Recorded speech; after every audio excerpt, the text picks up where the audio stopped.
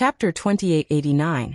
Astonishing Ancient Rock City Orc Empire, Ancient Rock City.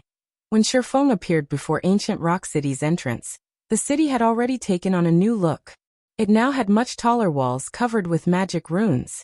Even though the city's core magic array was currently inactive, the magic runes naturally absorbed mana from the environment and generated a magic barrier. The magic barrier was so powerful that even a Tier 5 existence's full-powered attack might not break it. So long as there was mana within and around the city, this magic barrier would always exist.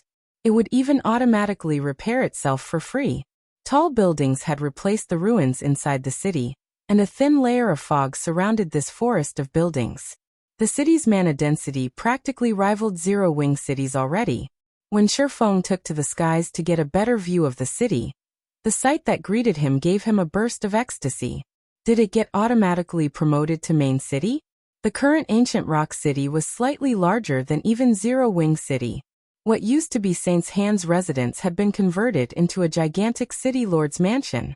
The City Lord's mansion was well over 300 meters in height, and glowing divine runes surrounded the building. These divine runes didn't look man-made. Instead, the various elements of mana around the building formed them spontaneously. If players had a sufficiently high perception of the operating principles of mana, they could even learn the essence of the various elements of mana through these naturally occurring divine runes. No wonder cities with secret lands as their cores are of significant help to players in their tier promotions. Just these naturally occurring divine runes can already provide a significant boost to Tier 4 players. When you factor in the environment inside the Evil God's secret land as well, a Tier 4 player's chances of getting promoted to Tier 5 here should be 20 to 30% higher than in the outside world. Shifeng fell into a daze as he looked at the majestic City Lord's mansion. While Shifeng was quietly observing Ancient Rock City, the number of players around the city continuously increased. When these players laid their eyes on the city, they too were stupefied. What had originally been a ruined city was now a magnificent city much larger than even royal capitals. The mana density within the city was at a level where the mana was visible to the naked eye.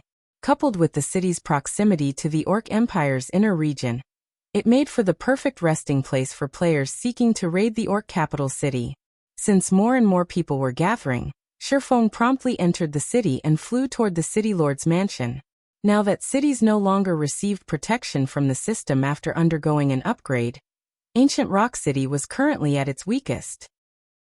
If hostile forces attacked the city now, defending it would be incredibly difficult. Hence, the first thing he needed to do was activate the City Lord's mansion's core magic array and generate the city's defensive magic array. Now that Ancient Rock City had become a main city, so long as its defensive magic array was active and had a sufficient supply of magic crystals, the city could take on even 2 Tier 5 existences without trouble. After Shifeng entered the City Lord's mansion, he was surprised once more. Not only did the City Lord's mansion possess an environment rivaling that of the ancient god's domain, but the clarity of the operating principles of mana's various elements in this place surpassed even that of the secret underground room in Zero-Wing City. Zero-Wing City's secret underground room only managed to gain such an environment thanks to the ancient beast sculpture and the expenditure of a ton of magic crystals. Even then, the secret room could accommodate only several dozen people at a time. On the other hand, Ancient Rock City's City Lord's mansion possessed an even better environment and could allow more than 10,000 players to train in this environment simultaneously. When Shifeng arrived inside the core control room, he saw a fully open set of pitch-black doors. The Evil God's secret land's mana continuously flowed out of the open doors and into the City Lord's mansion. The secret land itself had also undergone significant changes. Previously, the Evil God's secret land prevented all outsiders from approaching. Now there was a flight of stairs with 49 steps leading into the secret land. These steps tested players on their ability to stabilize their surroundings. The higher one climbed on this staircase, the higher the requirement would become. By the time players reached the top, they would have gained basic mastery over the various elements of mana. Another staircase from the control room's second floor led directly into the Evil God's secret land. However, players needed to be at least level 150, Tier 4 to use this entry method. They also had to pay 1,000 mana stones per player to enter. In other words, there were two methods to enter the evil god's secret land.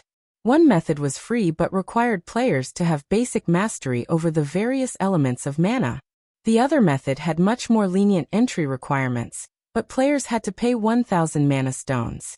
This method was a huge benefit for Tier 4 players. After all, Tier 4 players could obtain significant help in their Tier 5 promotion from a level 150 plus God Mode secret land. Not to mention, monsters inside a God Mode secret land were filthy rich. According to the rumors Sherfong had heard, the mythic monsters inside level 150 plus God Mode secret lands provided at least 5 times more EXP and 3 times better loot than mythic monsters in the outside world. They were walking treasure troves. Of course, securing these walking treasure troves wouldn't be easy either. This was because even the weakest monster inside these secret lands rivaled Refinement Realm experts in combat standards, with the more powerful ones on par with Void Realm experts. And worse, all of these monsters moved in groups. If an ordinary Tier 4 expert entered a God Mode secret land by themselves, they wouldn't even know how they died. And while Tier 5 players could survive in a God Mode secret land by themselves, they would still die if they came across a Tier 5 legendary monster. All legendary monsters in a God Mode secret land possess combat standards rivaling peak experts at the very minimum, as well as powerful basic attributes. The average Tier 5 player would have difficulty facing a legendary monster by themselves. Normally, raiding a legendary monster would need 3 Tier 5 players. Moreover, these 3 players needed to fill the roles of MT, healer and damage dealer. Only with all 3 roles filled would they have a chance at killing a legendary monster. If players wished to guarantee a kill on a legendary monster, they would need to add 2 more Tier 5 damage dealers to their party formation. Sherfong felt a little tempted as he looked at the evil god's secret land's entrance. This was because the monsters inside level 150 plus God Mode secret lands had a chance of dropping God crystals, materials essential to upgrading many fragmented legendary items, as well as Tier 5 skill and spell books, which all Tier 5 players needed to raise their combat power. However, Sherfong quickly calmed himself. He knew full well that he couldn't take on a level 150 plus God Mode secret land by himself. Even if he brought Fire Dance and the others with him, they could at best kill a bunch of Tier 4 superior mythic monsters. A Tier 5 legendary monster was out of the question. Afterward, Sherfong spent 300,000 magic crystals to activate the control room's core magic array, which created a barrier of divine runes around ancient Rock City. The city's defensive magic array was significantly stronger than before. With the core magic array's activation, ancient Rock City woke up like a slumbering beast. The city drew all mana within a 20,000-yard radius toward itself, depleting the mana in the vicinity. Now only Tier 3 players who had activated their mana bodies could survive in the surroundings, and Tier 4 players in the area saw their flight speed plummeting. If a Tier 5 existence attacked ancient Rock City now, they would also find the power of their attacks diminished by a significant margin. Inside the City Lord's mansion, Sherfong was dumbfounded by the sight before him. What a powerful core magic array!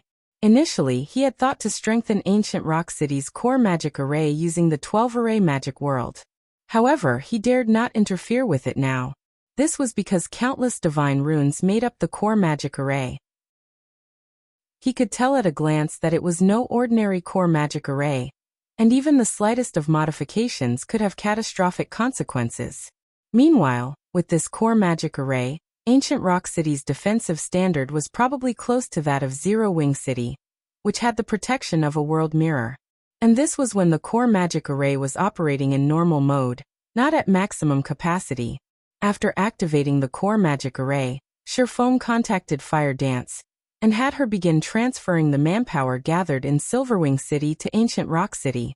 In less than 20 minutes, over 200,000 Tier 3 members and over 30 Tier 4 members from Zero Wing arrived at ancient Rock City's empty streets. As an added precaution, Fire Dance also mobilized 3 Crimson Dragon flying ships, 6 Tier 4 Fine Gold Guards, and 2 Tier 4 Dark Gold Guards. The assembled combat power in ancient Rock City could already rival that in the various superpowers headquarters. After reading an update from her subordinate, Fire Dance asked Sherfong, "Guild leader, We've completed the basic setup. Should we open Ancient Rock City now? Open it, Sherfong replied without hesitation. Set the entrance fee to 1 magic crystal or 40 silver coins. Only after a guild city had opened its doors to the public could it recruit NPC soldiers and strengthen its defenses at a much faster rate.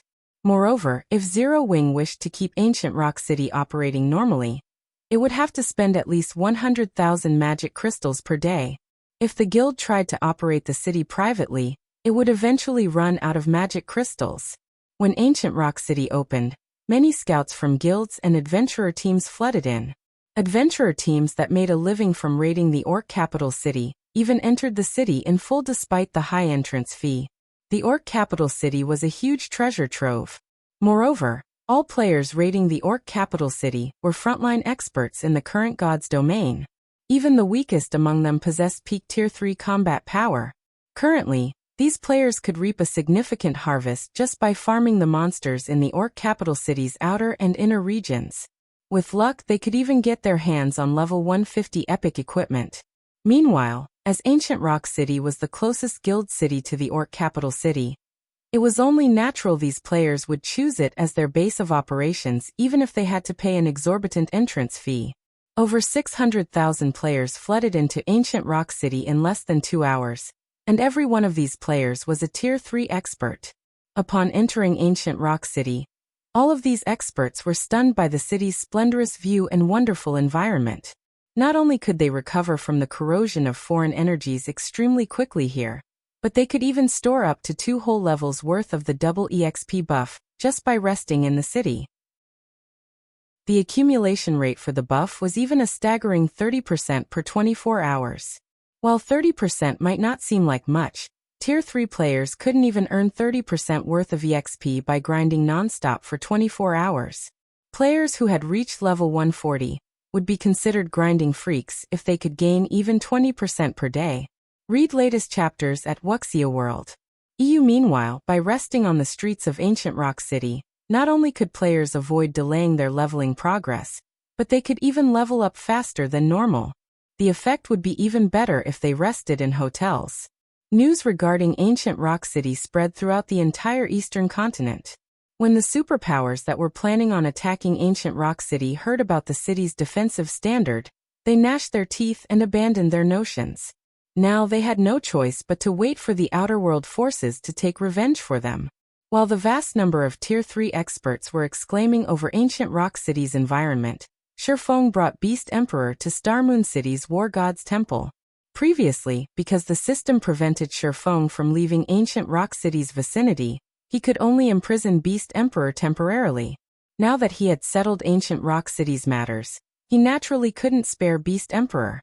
Not to mention, because the War God's Temple abhorred the Evil God's Temple, it offered extremely generous bounties for the capture of high-ranking Evil God envoys like Beast Emperor.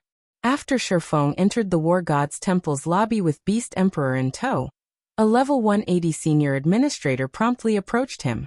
"Greetings, sir. You are here to collect a bounty, right? Please follow me. The Temple Lord is currently present in the War God's Hall," the level 180, Tier 3 senior administrator said respectfully as he looked at Sherfong. "Okay, lead the way." Sherfong nodded. Chapter 2890. War God's Temple's Reward. War God's Temple, War God's Hall. In a hall enveloped by starlight, a middle-aged man wearing a white divine robe and a turquoise crown sat on a throne made entirely of 7 luminaries crystals. The man slowly opened his eyes when he sensed the arrival of Sherfong and the senior administrator. After reaching the middle of the hall, the senior administrator reported respectfully, "Lord Temple Lord, this person is here to claim the bounty on an evil god envoy." The robed man took a closer look at Sherfong and the restricted Beast Emperor upon hearing the senior administrator's words. He then nodded and said, "Administrator Roa, you may take your leave." Normally, a lofty temple lord wouldn't need to handle the bounty of an evil god envoy. However, Sherfong was a Tier 5 individual, an existence standing at Starmoon Kingdom's apex. Hence, even the temple lord had to treat this matter with care. Sherfong likewise curiously scrutinized the temple lord. Starmoon City's War Gods Temple was the headquarters for the War Gods Temple's branches in Starmoon Kingdom. Meanwhile, Howard Ragewind, the temple lord of this branch headquarters, also happened to be the War Gods Temple's strongest combatant stationed in Starmoon Kingdom. After taking a look at Howard Ragewind, Shifeng had to admit that the War Gods Temple deserved to be called the strongest force in God's domain. This was because even the temple lord of a kingdom's branch headquarters was a level 200, Tier 4 NPC, a half-step Tier 5 NPC to be precise. Not only did Howard Ragewind possess an incredibly high life rating, but his mastery over the various elements was also considerable. He was only a short distance from creating his Tier 5 mana body and getting promoted to Tier 5. Moreover, the staff and crown Howard Ragewind owned were both legendary items. Even an actual Tier 5 existence would struggle against him. Looking at Shifeng, Howard Ragewind asked, "Lord Sword Saint, may I verify that evil god envoy?" "Certainly." Shifeng waved his hand. Beast Emperor's body immediately flew toward the temple lord. However, because Beast Emperor had forcibly logged out of the game already, his body was merely an empty shell. After Beast Emperor's soulless body arrived in front of Howard Ragewind, its restraints disappeared. Simultaneously, the magic arrays set up around the hall activated and bound Beast Emperor's body with golden chains covered with divine runes. Even if Beast Emperor were a Tier 5 player, he wouldn't be able to break these divine chains. "You are amazing, Lord Sword Saint. You actually caught an evil god envoy. This is a subordinate the evil god has spent much to nurture. Now that you've captured one, the continent will be in peace for quite some time," Howard Ragewind said, his eyes glowing with joy when he finished inspecting Beast Emperor's body. The evil god was incapable of descending onto the main continent. At most, he could only plague the continent through the legacies he left on the continent. Meanwhile, people who had acquired and utilized the evil god's legacies were known as evil god envoys. Compared to evil god apostles, the capture of an evil god envoy was many times more valuable. This was because only evil god envoys could use the power of the evil god's legacies.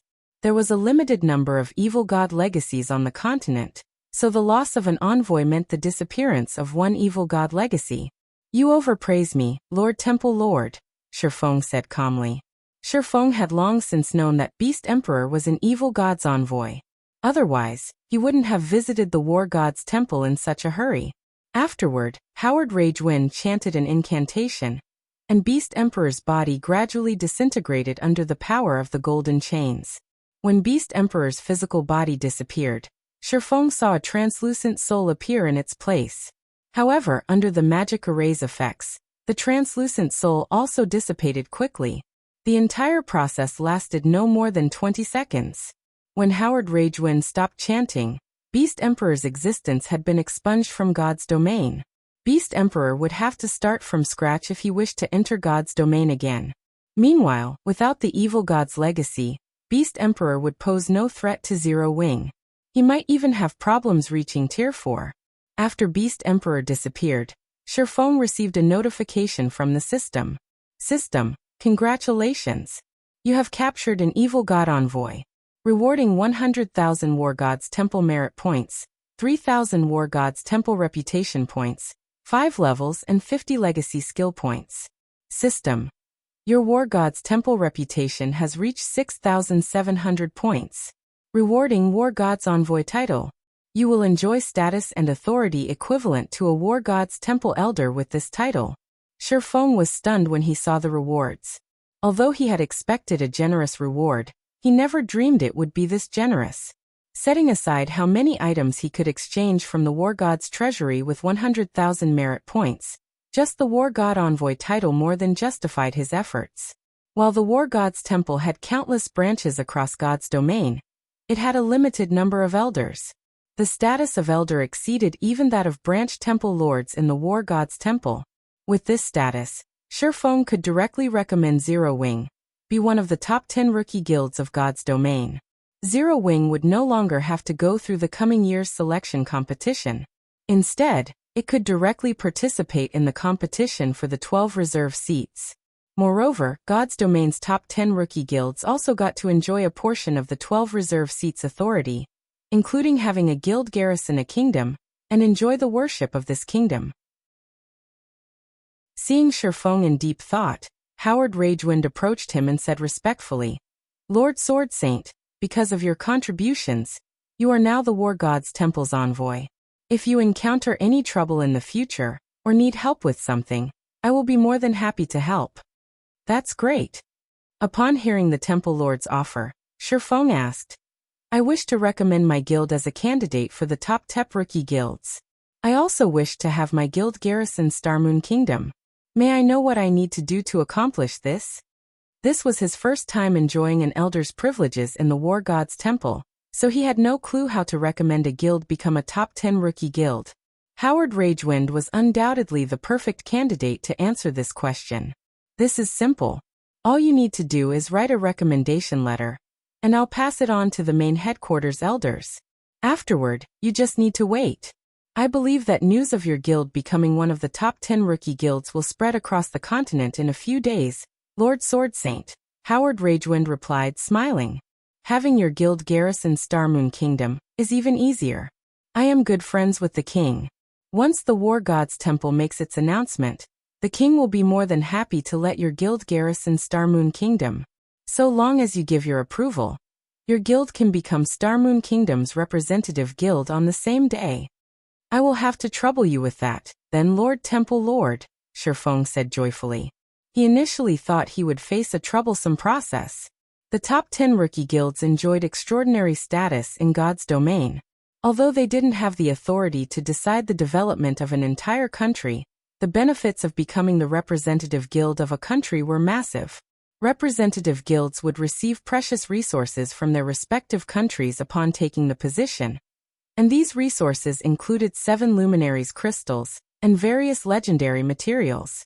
With luck, a guild might even receive inferior divine artifact-ranked materials.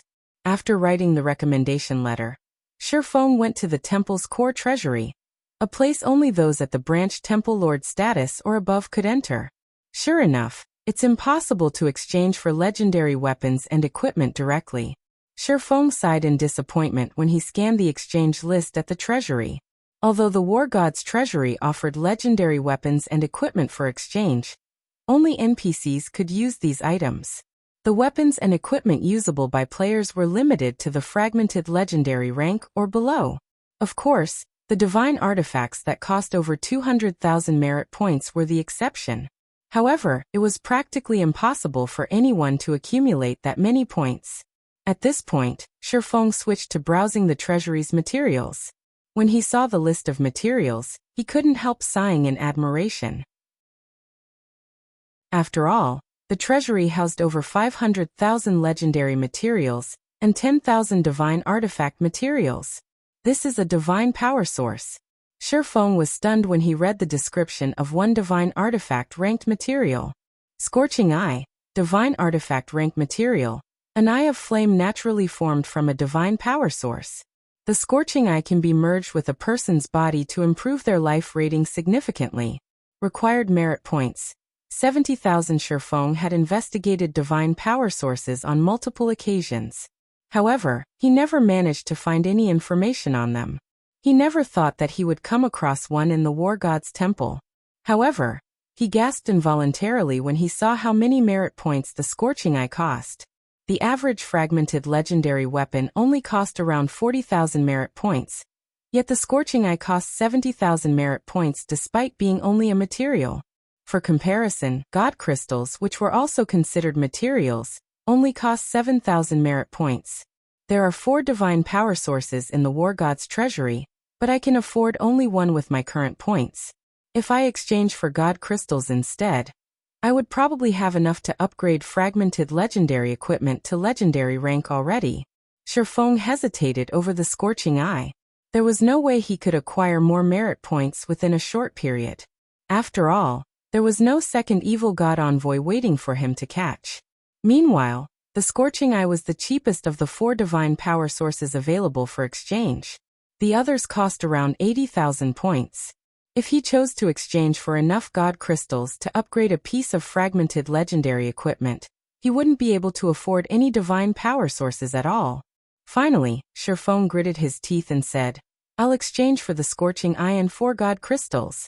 "Please wait for a moment," the receptionist in front of Shifeng said, smiling before leaving to find the items he chose. Some time later, the scorching eye and 4 god crystals entered his hands. Simultaneously, the merit points he had also plummeted. Read latest chapters at Wuxia World. However, Shifeng did not regret his decision. Based on how few divine power sources the War God's Temple owned, he could tell that these items were incredibly rare and precious. Obtaining even one divine power source in the outside world would already be close to impossible, let alone 2. God crystals, though, were a different story. While god crystals might be rare, Shifeng still had ways to obtain them. I wonder how much the light of 2 worlds will improve. Looking at the fist-sized scorching eye in his hand, Shifeng drew the light of 2 worlds. System.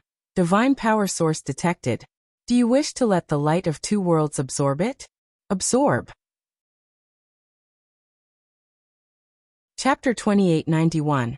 Upgrade to Legendary. The moment Shifeng chose to have the light of 2 worlds absorb the scorching eye, the latter transformed into a bundle of flames and merged with the fragmented legendary weapon.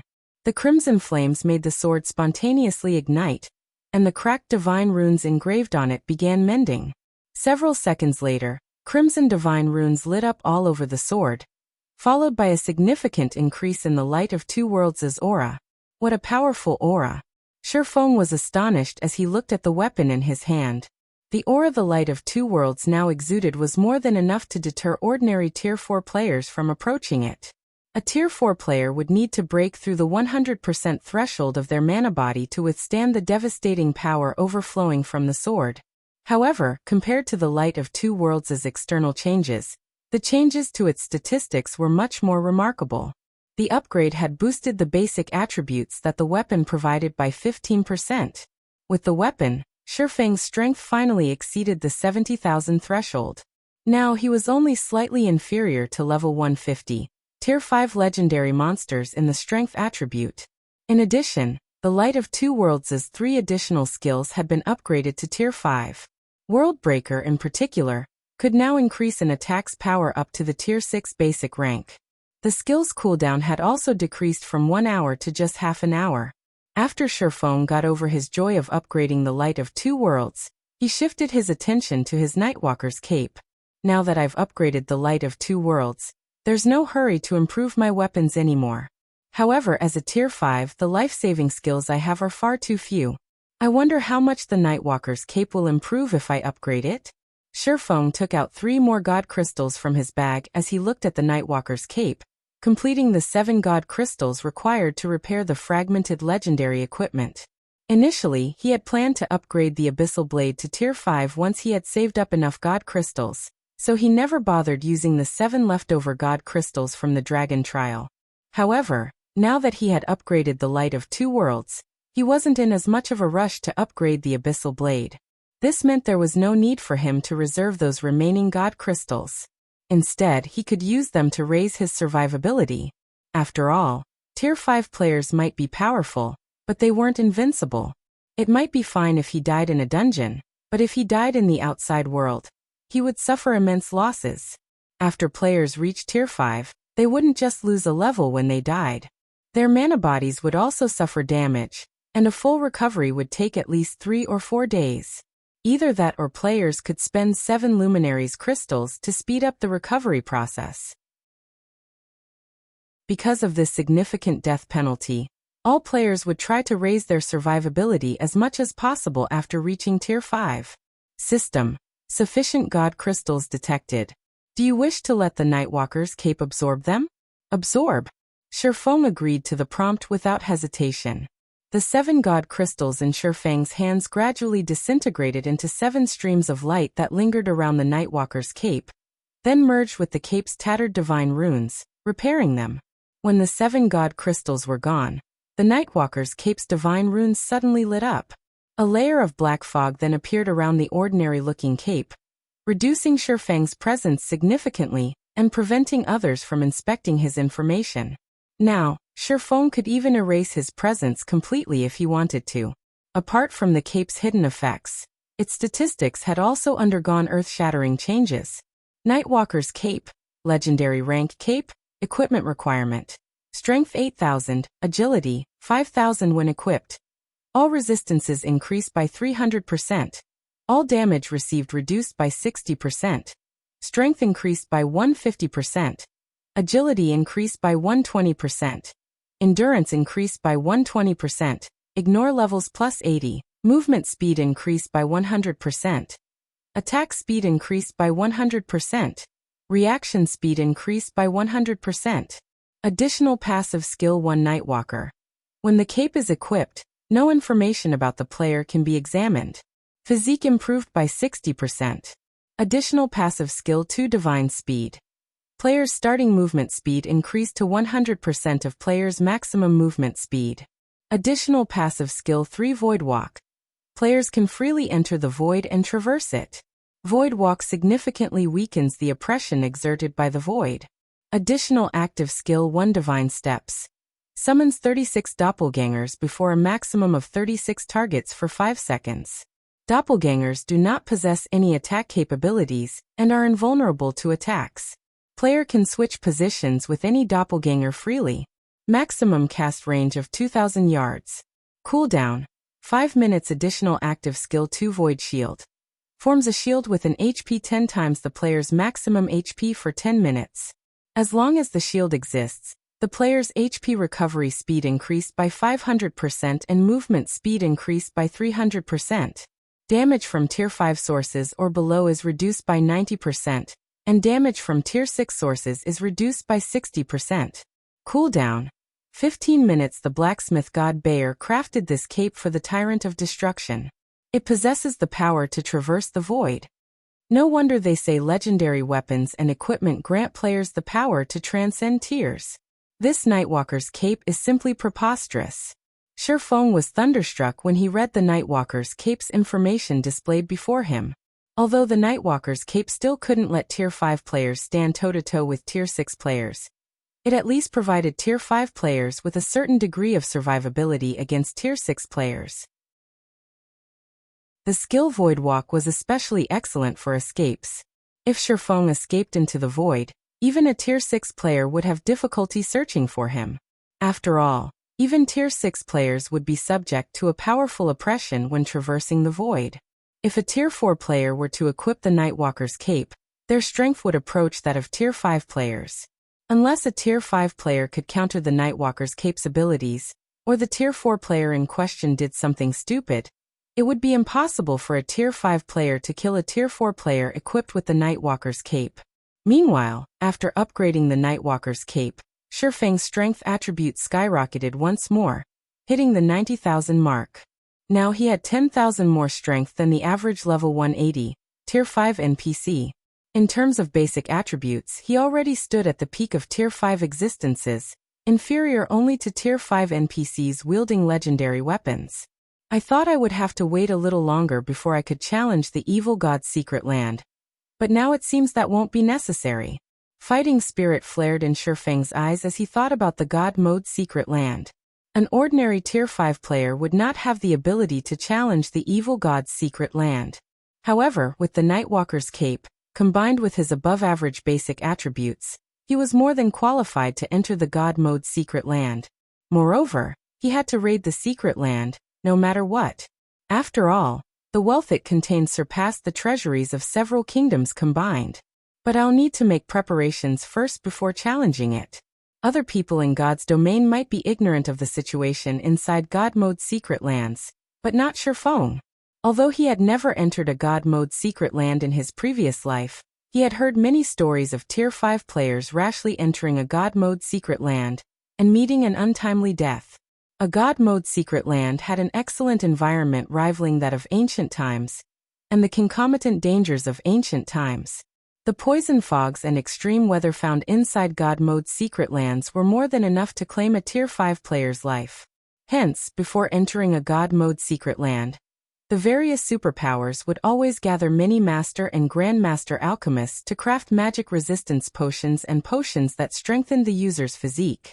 These potions were essential for Tier 4 players seeking to enter the secret land.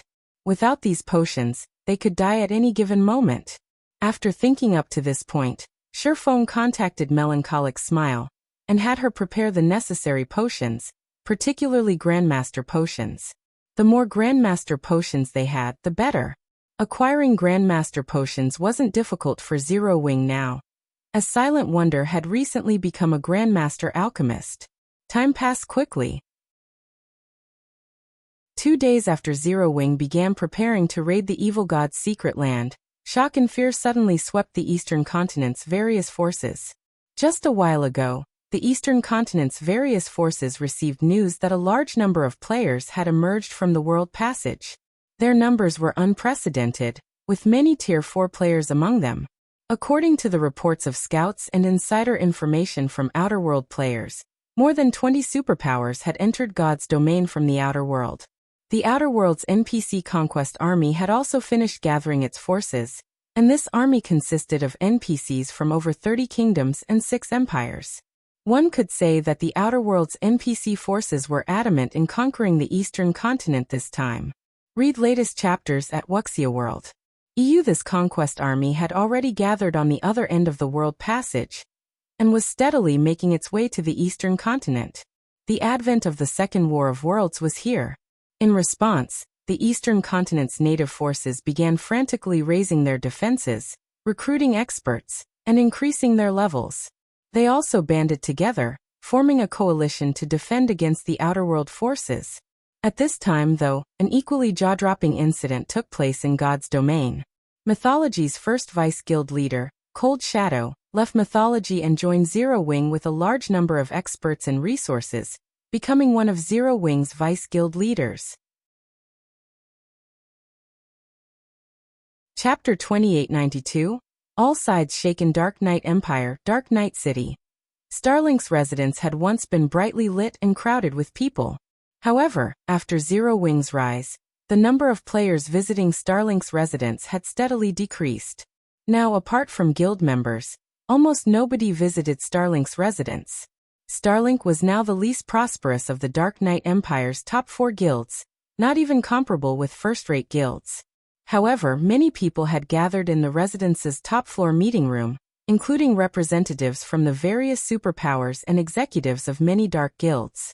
These people were here to discuss how to oppose the increasingly powerful Zero Wing in secret and the Outer World's invasion.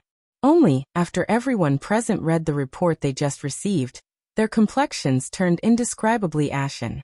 Has Cold Shadow lost her mind? She left Mythology for Zero Wing. Is she not afraid of Mythology's retaliation? Hasn't Cold Shadow always been at loggerheads with Zero Wing? What's up with this situation?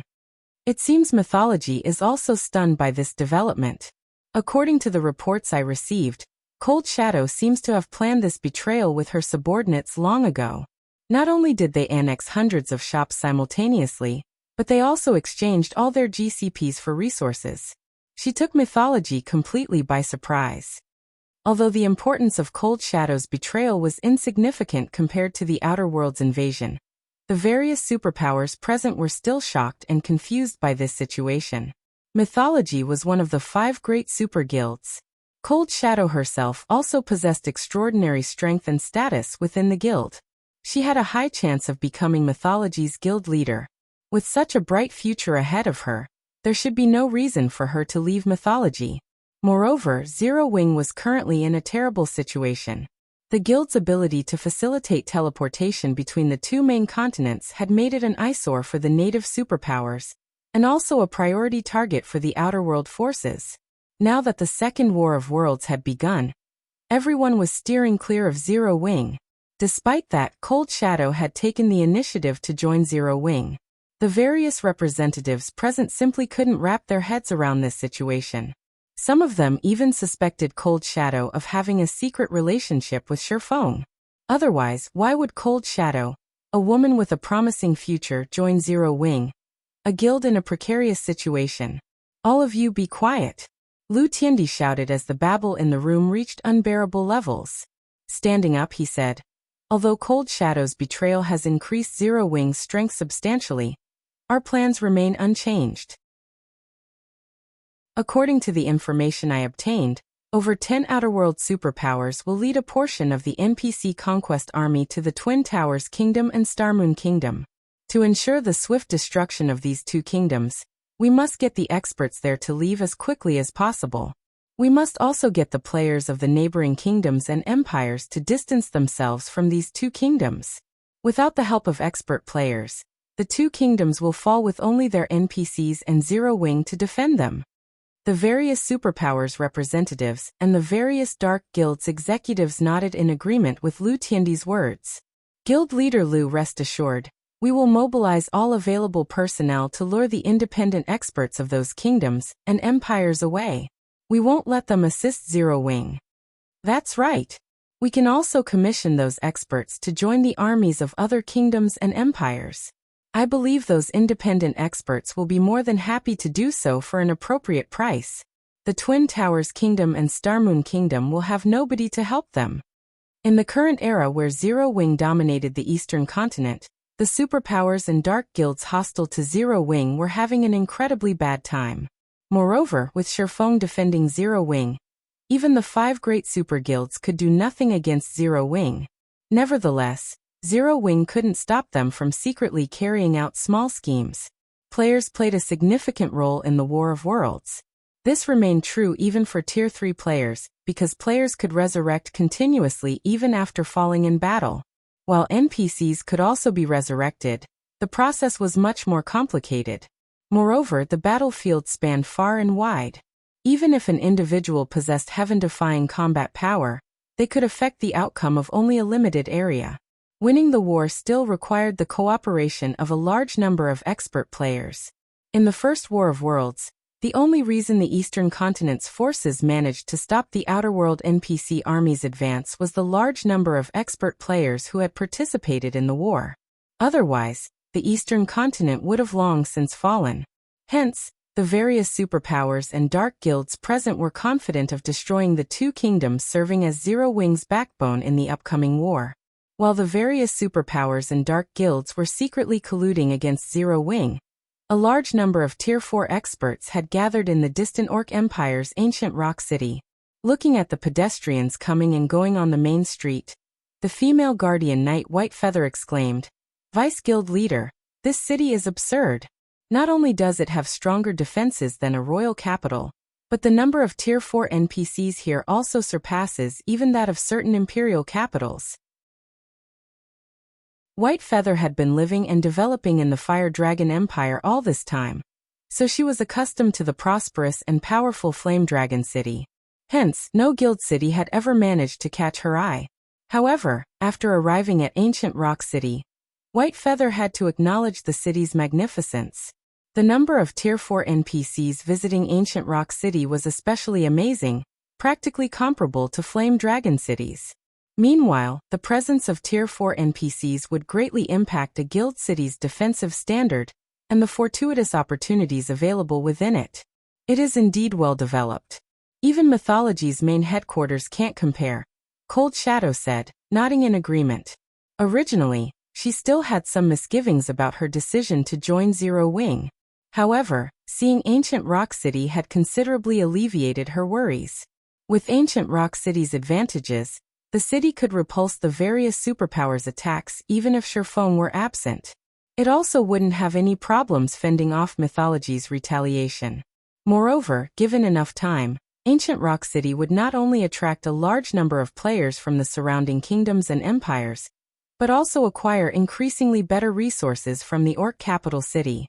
Afterward, so long as the Eastern Continent succeeded in fending off the Outer World's army, it wouldn't be difficult for Zero Wing to become God's domain's strongest guild. Her only concern was that fending off the Outer World's conquest army wouldn't be an easy task. If the defense were mishandled, Zero Wing might even perish in the upcoming war. After thinking up to this point, Cold Shadow couldn't help frowning. She couldn't understand why Sherfeng had suddenly called for Tier 4 members like herself to gather in Ancient Rock City. Now that the Second War of Worlds was imminent, there was a lot of work to be done. It was especially important for them to recruit expert players from the neighboring kingdoms and empires. If they acted slowly, the other superpowers would definitely interfere with their plans. When Cold Shadow and her team of nearly 10 Tier 4 experts entered the City Lord's mansion, they were instantly stunned by the environment inside the building. Read latest chapters at Wuxia World. Why are the operating principles of mana so clear here? The clarity inside Mythology's special secret land doesn't even come close, White Feather exclaimed. The special secret land Mythology had found and secured after paying a great price had an excellent environment that provided players with greater insight into the operating principles of mana. However, only a limited number of people could enter the secret land at a time, resulting in fierce competition among the guild's many Tier 4 experts and the Tier 3 experts seeking to get promoted to Tier 4. Moreover, even after one clinched a slot, they still needed to fork out a lot of resources to enter the secret land. One had to pay for these resources out of one's own pockets, the total cost of which was enough to make even Tier 4 experts wince. Yet, not only did ancient Rock City's City Lord's mansion's environment surpass that of Mythology's special secret land, but there was hardly an entry limit. With the size of the City Lord's mansion, thousands of players could enjoy this wonderful environment simultaneously. If Mythology's many Tier 4 experts found out about this, they would probably die of envy. While Cold Shadow and the others were in a daze, Shifeng, who had been waiting in the City Lord's mansion for some time now, suddenly said, "All right. Now that everyone's here, let's enter the evil god's secret land." Chapter 2893, Natural Holy Land, Entering the Secret Land at this time? Cold Shadow was stunned when she saw Shifeng instructing Zero Wing's executives to enter the evil god's secret land's entrance located on the second floor. She couldn't understand what was going through Shifeng's mind. It wouldn't be long before the Outer World's NPC conquest army launched its invasion of the eastern continent. Meanwhile, even 10 Zero Wings wouldn't be enough to stop the advance of these armies. Zero Wing's top priority should be the recruitment of a large number of expert players to fend off the Outer World's players and NPCs. Otherwise, only annihilation awaited the guild. Even without conducting any investigations, Cold Shadow was certain that the Eastern continent's various superpowers had already begun recruiting expert players themselves. If Zero Wing did not hurry, it would fall behind them. Hence, this was no time for Zero Wing's Tier 4 members to be raiding a secret land. However, when Cold Shadow saw Zero Wing's members entering the secret land one after another, she had no choice but to enter the secret land together with White Feather and the others. After all, not only was this the guild leader's arrangement, but the other Zero Wing executives did not voice any objections either. It wouldn't be appropriate for a newcomer like herself to express her views in such a situation. What Cold Shadow didn't know was that Fire Dance and the others had previously reminded Shifeng of Zero Wing's situation. However, Shifeng still insisted on carrying out this raid. His insistence on this raid was because he was certain that Apex combatants would play the main role in deciding the upcoming war's outcome. While low-tier expert players could indeed play an important role in wars involving kingdoms, empires, and even entire worlds, they were still significantly weaker than higher-tier players. Several thousand Tier 3 players were no match for one Tier 4 player in a large-scale battle. Similarly, several hundred Tier 4 players couldn't compare with one Tier 5 player. In a situation where the NPC combatants of both worlds were roughly equal, the players' apex combatants would play a vital role. If the Eastern Continent's player forces lacked sufficiently powerful apex combatants to influence the battlefield, no amount of Tier 3 players could change the war's outcome. There was no way a bunch of Tier 3 players could defend against Tier 4 and Tier 5 players in the long run. Hence, at this critical moment, Zero Wing needed to increase its apex combatants. Otherwise, Shifeng wouldn't have decided to enter the evil god's secret land after preparing potions for just 2 days. After Cold Shadow and the others entered the evil god's secret land, Shifeng took the other entrance, leaving behind only 4 Tier 4 NPCs to guard the control room. Upon entering the evil god's secret land, a wave of nausea assaulted everyone's brain, and everything around them appeared pitch black. After this situation lasted for 10 seconds, they gradually recovered, and they found themselves standing in a primitive forest. What's with this situation? White Feather gaped in shock when she saw the forest around her. She had visited many secret lands before, so she had long since become familiar with them. Even if it was a secret land she had never visited before, she was confident she could cope with whatever situation she came across. However, the sight before her was a first for her. A dark sky enveloped the entire secret land, and only a blood moon served as a faint light source. The trees in the forest were hundreds of meters tall, with some even towering over 1,000 meters. Compared to the trees here, the trees in the outside world were saplings. Players like themselves were practically ants when standing beside these gigantic trees. However, the blood moon and gigantic trees still weren't the most astonishing part about this secret land. Instead, the greatest shock was the monsters here. At a glance, White Feather spotted over 100 level 150+ mythic monsters in the vicinity, outnumbering the entire team. These monsters stood in groups of 10 to 20, and a level 160+ superior mythic monster led each of these groups. The aura these superior mythic monsters radiated was also significantly more powerful than that of superior mythic monsters in the outside world. Evil Blood Soldier. Evil Creature, Mythic, level 153 35 billion. Evil Blood Stalker.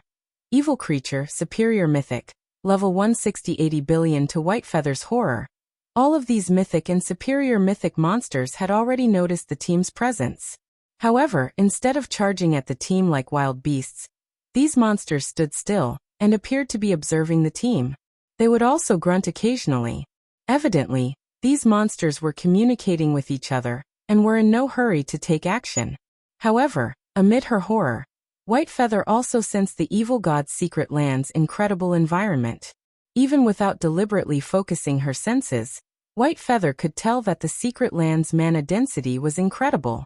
She felt as if she was drinking a mouthful of water with every breath she took. The clarity of the mana's operating principles was also unprecedented, surpassing even that of the City Lord's mansion by a large margin. She even felt that if she could stay here, she could improve her mana body before long. Perhaps she could even try to reach the 115% completion rate, a threshold very few people had reached in mythology. The space here is unique. The suppression it imposes on our bodies is significant, Cold Shadow said, frowning slightly after she tried moving her body. I'm afraid it'll be difficult for us to fight these monsters under these conditions. The number of mythic monsters was already more than what their team could handle. With their mobility restricted on top of that, there was no way they could survive, let alone enjoy the mana environment here and improve themselves. Upon hearing Cold Shadow's deduction, Fire Dance tried moving her body as well. She instantly created 3 afterimages around her, her speed so fast that the Tier 4 players could barely keep her in sight. She then nodded and said, "It will indeed be slightly difficult, but it is still within an acceptable range." Still within an acceptable range? White Feather gaped in shock when she saw Fire Dance's ghost-like movements. White Feather had already developed her mana body to the 105% completion rate. However, when she tried moving in this secret land, she felt as if someone had replaced her blood with lead. She couldn't move her body freely, let alone create afterimages like Fire Dance. However, Fire Dance wasn't a unique case. When the other Zero Wing members tried moving, the effects the suppression from the surrounding space had on their mobility and combat power were limited and almost negligible. White Feather and the other Tier 4 experts from mythology were dumbfounded. Even Cold Shadow was astonished. Are they all monsters? It was understandable for Fire Dance to negate the secret land's suppression, as she was the commander of Zero Wing's main force. However, what was up with the others? Cold Shadow herself faced a significant reduction in combat power in this secret land. Yet, Zero Wing's 60+ Tier 4 members fared better than her. In particular, Violet Cloud, Gentle Snow, and Aqua Rose appeared utterly unaffected by the secret land's suppression. Meanwhile, after Sherfong arrived in the secret land and tried moving his body, he smiled and thought to himself, "This evil god's secret land truly is paradise. The air is filled to the brim with powerful mana. Someone without sufficient control over the elements will face suppression from the space here. But if they stay here for a while, they'll receive great help in developing and creating mana bodies." Originally, Sherfong had planned to rely on the ancient god's domain's environment to improve Zero Wing's members. However, he didn't need to do so anymore. The evil god's secret land was the perfect replacement. Moreover, players wouldn't have to waste time on training. Fighting the monsters in this secret land would more than suffice to let players familiarize themselves with mana's operating principles. This was because players could even sense the operating principles of mana's various elements in the secret land with their bodies. Hence, players simply had to fight and experience the ambient mana's operating principles repeatedly to improve their control over mana's various elements. However, when Shifeng arrived, the surrounding mythic monsters immediately grew alert.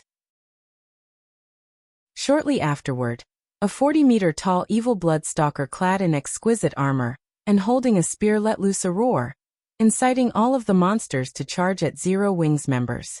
Damn it! Why are they charging at us all of a sudden? Cold Shadow frowned when she saw the oncoming monsters. Because of the secret land's suppression, they might not even be a match for these monsters in a one-on-one situation. Over 100 of these monsters charging at them en masse was an absolute nightmare. Among those present, only Shifeng could cope with the attacks of multiple mythic and superior mythic monsters simultaneously. However, Shifeng wasn't an MT but a damage dealer. In front of high-intellect monsters, dealing high damage wouldn't be enough to attract their aggro. Only the mock skills of MTs could forcibly secure the aggro of these monsters. Shifeng couldn't aggro all of these monsters to himself. Read latest chapters at Wuxia World. So, they've decided to get rid of everyone else before targeting me? How smart of them. Shifeng smiled when he saw the evil blood soldiers and stalkers splitting up and targeting different players. Unfortunately, group tactics are useless against me. He immediately unleashed his mana domain and caught the evil blood soldiers and stalkers within it. The instant he did so, Cold Shadow and the others were dumbfounded. This was because Shifeng was practically a god descending onto the mortal world at this time. Despite the mana domain holding no hostility to them, they still had their breath stifled. As for the oncoming evil blood soldiers and stalkers, Shifeng's mana domain reduced their mobility by at least 50%. Some evil blood soldiers even had difficulty taking a step. Compared to the time Shifeng unleashed his mana domain against Saint's Hand's Tier 4 experts, his current mana domain was significantly more powerful. Chapter 2894, Rapid Improvement. This is a real Tier 5. Cold Shadow and her subordinates were all deeply shocked by the strength Shifeng displayed. The evil beast soldier's basic attributes far surpassed those of the average Tier 4 player. Even Tier 4 players wielding fragmented legendary weapons and had mana bodies developed to the 110% completion rate would have difficulty going up against these mythic monsters. Yet, Shifeng had immobilized the 100+ evil blood soldiers after deploying his mana domain. If this mana domain were used against players, the results would be unimaginable. Cold Shadow and the others had already gotten a solid understanding of how powerful Tier 5 existences were from watching Shifeng's fight against Beast Emperor and Saint's Hand. But it was only after experiencing Shifeng's power in person that they understood the terror of Tier 5 existences. When subject to Shifeng's mana domain, they would be fortunate if they could even move their bodies to launch an attack at him, let alone trade blows with him. Truthfully, this outcome gave even Shifeng himself a bit of a surprise. He never thought that his mana domain would improve so much after equipping one legendary equipment. If it were before he had upgraded the Nightwalker's cape, his mana domain would reduce the mobility of monsters like the evil blood soldiers by 60% at most. It couldn't have lowered these monsters' combat power by over 70%. I'll keep those 4 stalkers busy. You guys deal with those soldiers. Shifeng commanded after seeing that the evil blood monsters didn't halt their charge.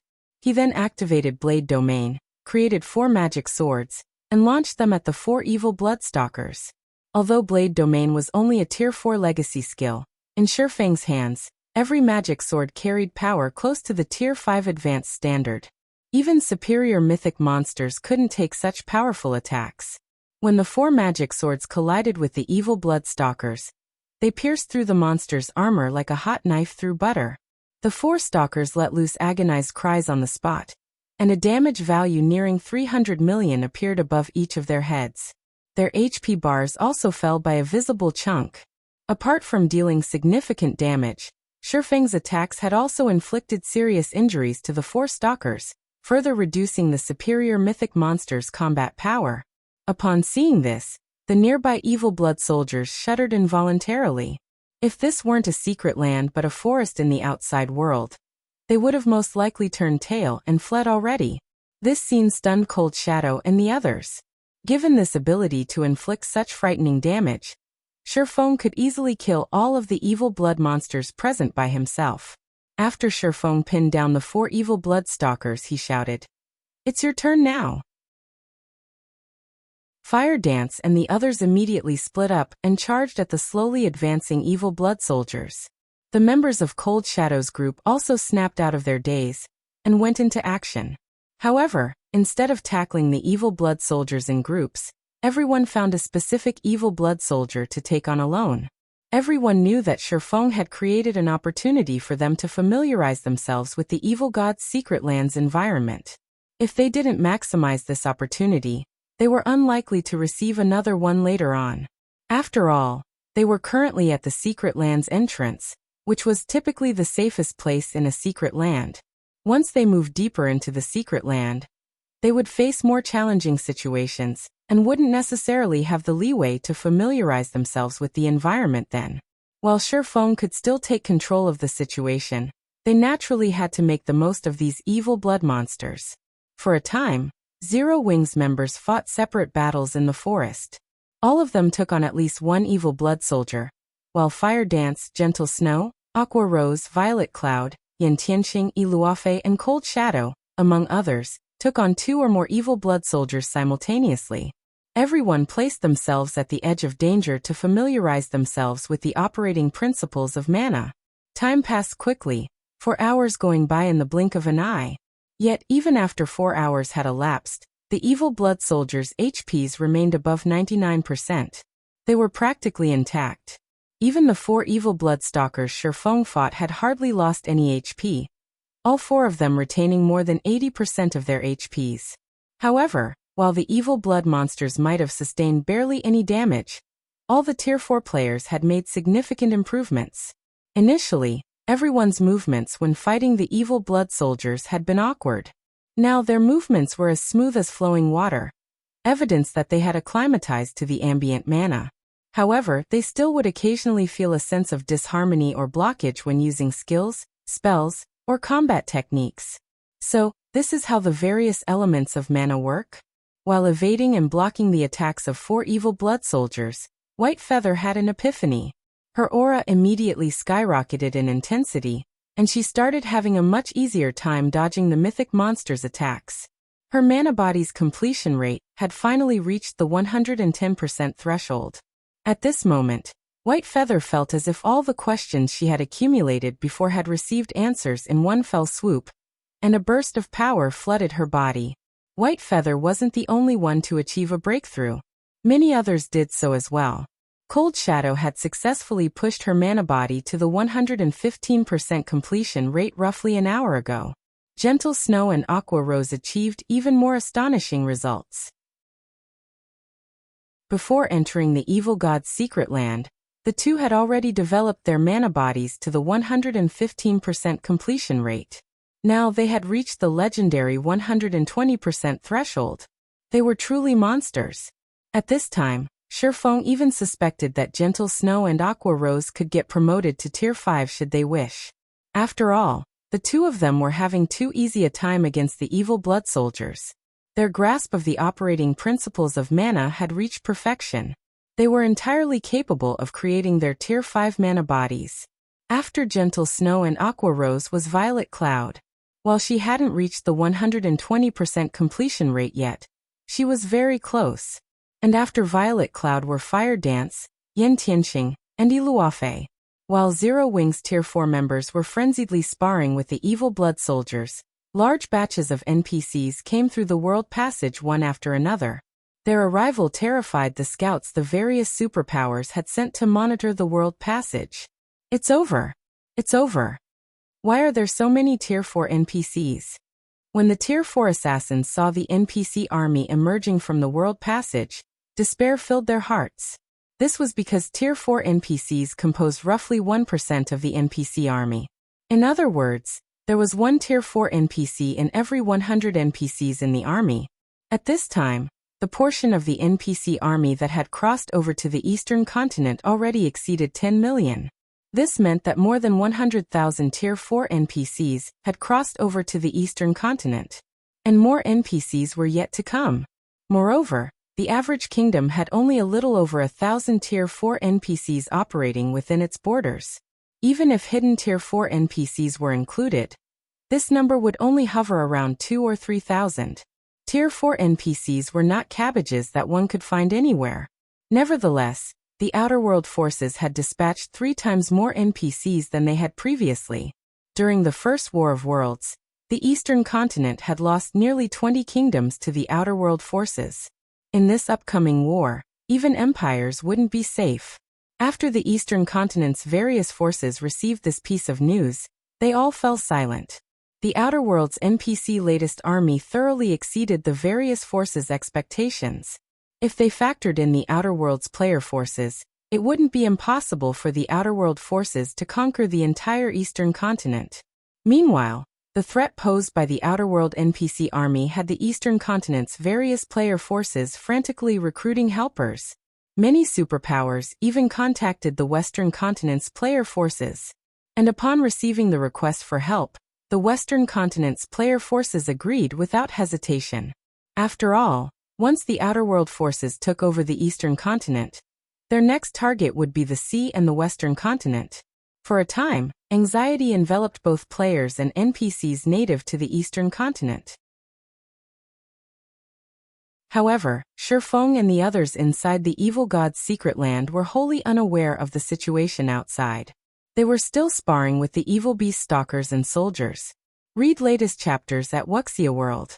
EU. After everyone had sparred for over a dozen hours and resolved most of their problems, Shifeng gave the command to start culling the evil blood soldiers. The mythic monsters of a god mode secret land were unquestionably powerful. Even when working together in groups of 20, Fire Dance and the others took over a dozen minutes to kill just one evil blood soldier. If not for Shifeng's mana domain, they might have taken more than an hour. Shifeng fared much better. In the time Fire Dance and the others took to kill one evil blood soldier, he had already killed all 4 evil blood stalkers. Due to the 4 evil blood stalkers' deaths, everyone in the team leveled up twice. Even Shifeng had reached level 157. And after he landed the killing blow that finished off all 4 evil blood stalkers simultaneously, the loot that appeared made Cold Shadow and the others rub their eyes in doubt. Chapter 2895. Treasure Trove-like secret land. The loot of the 4 evil blood stalkers rained down from the sky. At a rough glance, the 4 superior mythics had dropped a combined total of over 300 items, including at least 30 epic items and 2 fragmented legendary items. The evil blood stalkers' loot was significantly better than that of the outside world's superior mythics. Even Shifeng was slightly surprised by this situation. Although he had already expected the God Mode Secret Land's monsters to drop significantly better loot, he was still shocked when he actually saw the loot. Past level 150, epic weapons and equipment would have significantly reduced drop rates. One would be fortunate to get even 2 or 3 pieces of epic equipment from a level 150 plus superior mythic. Nevertheless, the 4 evil bloodstalkers had dropped more than 30. Moreover, these were all level 150 plus epic items. However, Shifeng did not rush to collect the loot. Instead, he joined the others to clear out the evil blood soldiers. Only after fighting for close to an hour did the team finish off the 100 plus evil blood soldiers. Although the deaths of the evil blood soldiers did not raise anyone's level, everyone still saw their experience bar increase by a sizable chunk. Moreover, the total number of epic items the evil blood soldiers dropped was not the slightest bit lower than that of the evil bloodstalkers. Guild leader, I found some epic weapons and equipment. They can all be used up to level 180. Moreover, one of them is even part of level 180 epic set equipment. Cola said excitedly as he ran up to Shifeng while waving a plate armor glove in his hand. Shifeng was slightly surprised when he saw the glove Cola held. The 8-piece level 180 Saint's Heart set? Level 180 epic sets were rare in God's domain, and 8-piece sets were even rarer, rivaling fragmented legendary items. Typically, even the guild leaders of large guilds would have difficulty getting themselves an 8-piece set. However, so long as one completed a set, the basic attributes they received from the set would be only slightly inferior to equipping 8 discrete pieces of fragmented legendary equipment. The set could be used up to level 200 without any problems. It wasn't an exaggeration to call an 8-piece level 180 epic set equipment a graduation set in God's domain. In his previous life, Shifeng had owned only a 6-piece set of level 180 epic set equipment. An 8-piece set had been something he could only dream of owning. Rather than trying to get an 8-piece set, it had been more realistic to try to obtain 1 or 2 fragmented legendary items. He never thought that these evil blood monsters would drop 8-piece level 180 epic sets.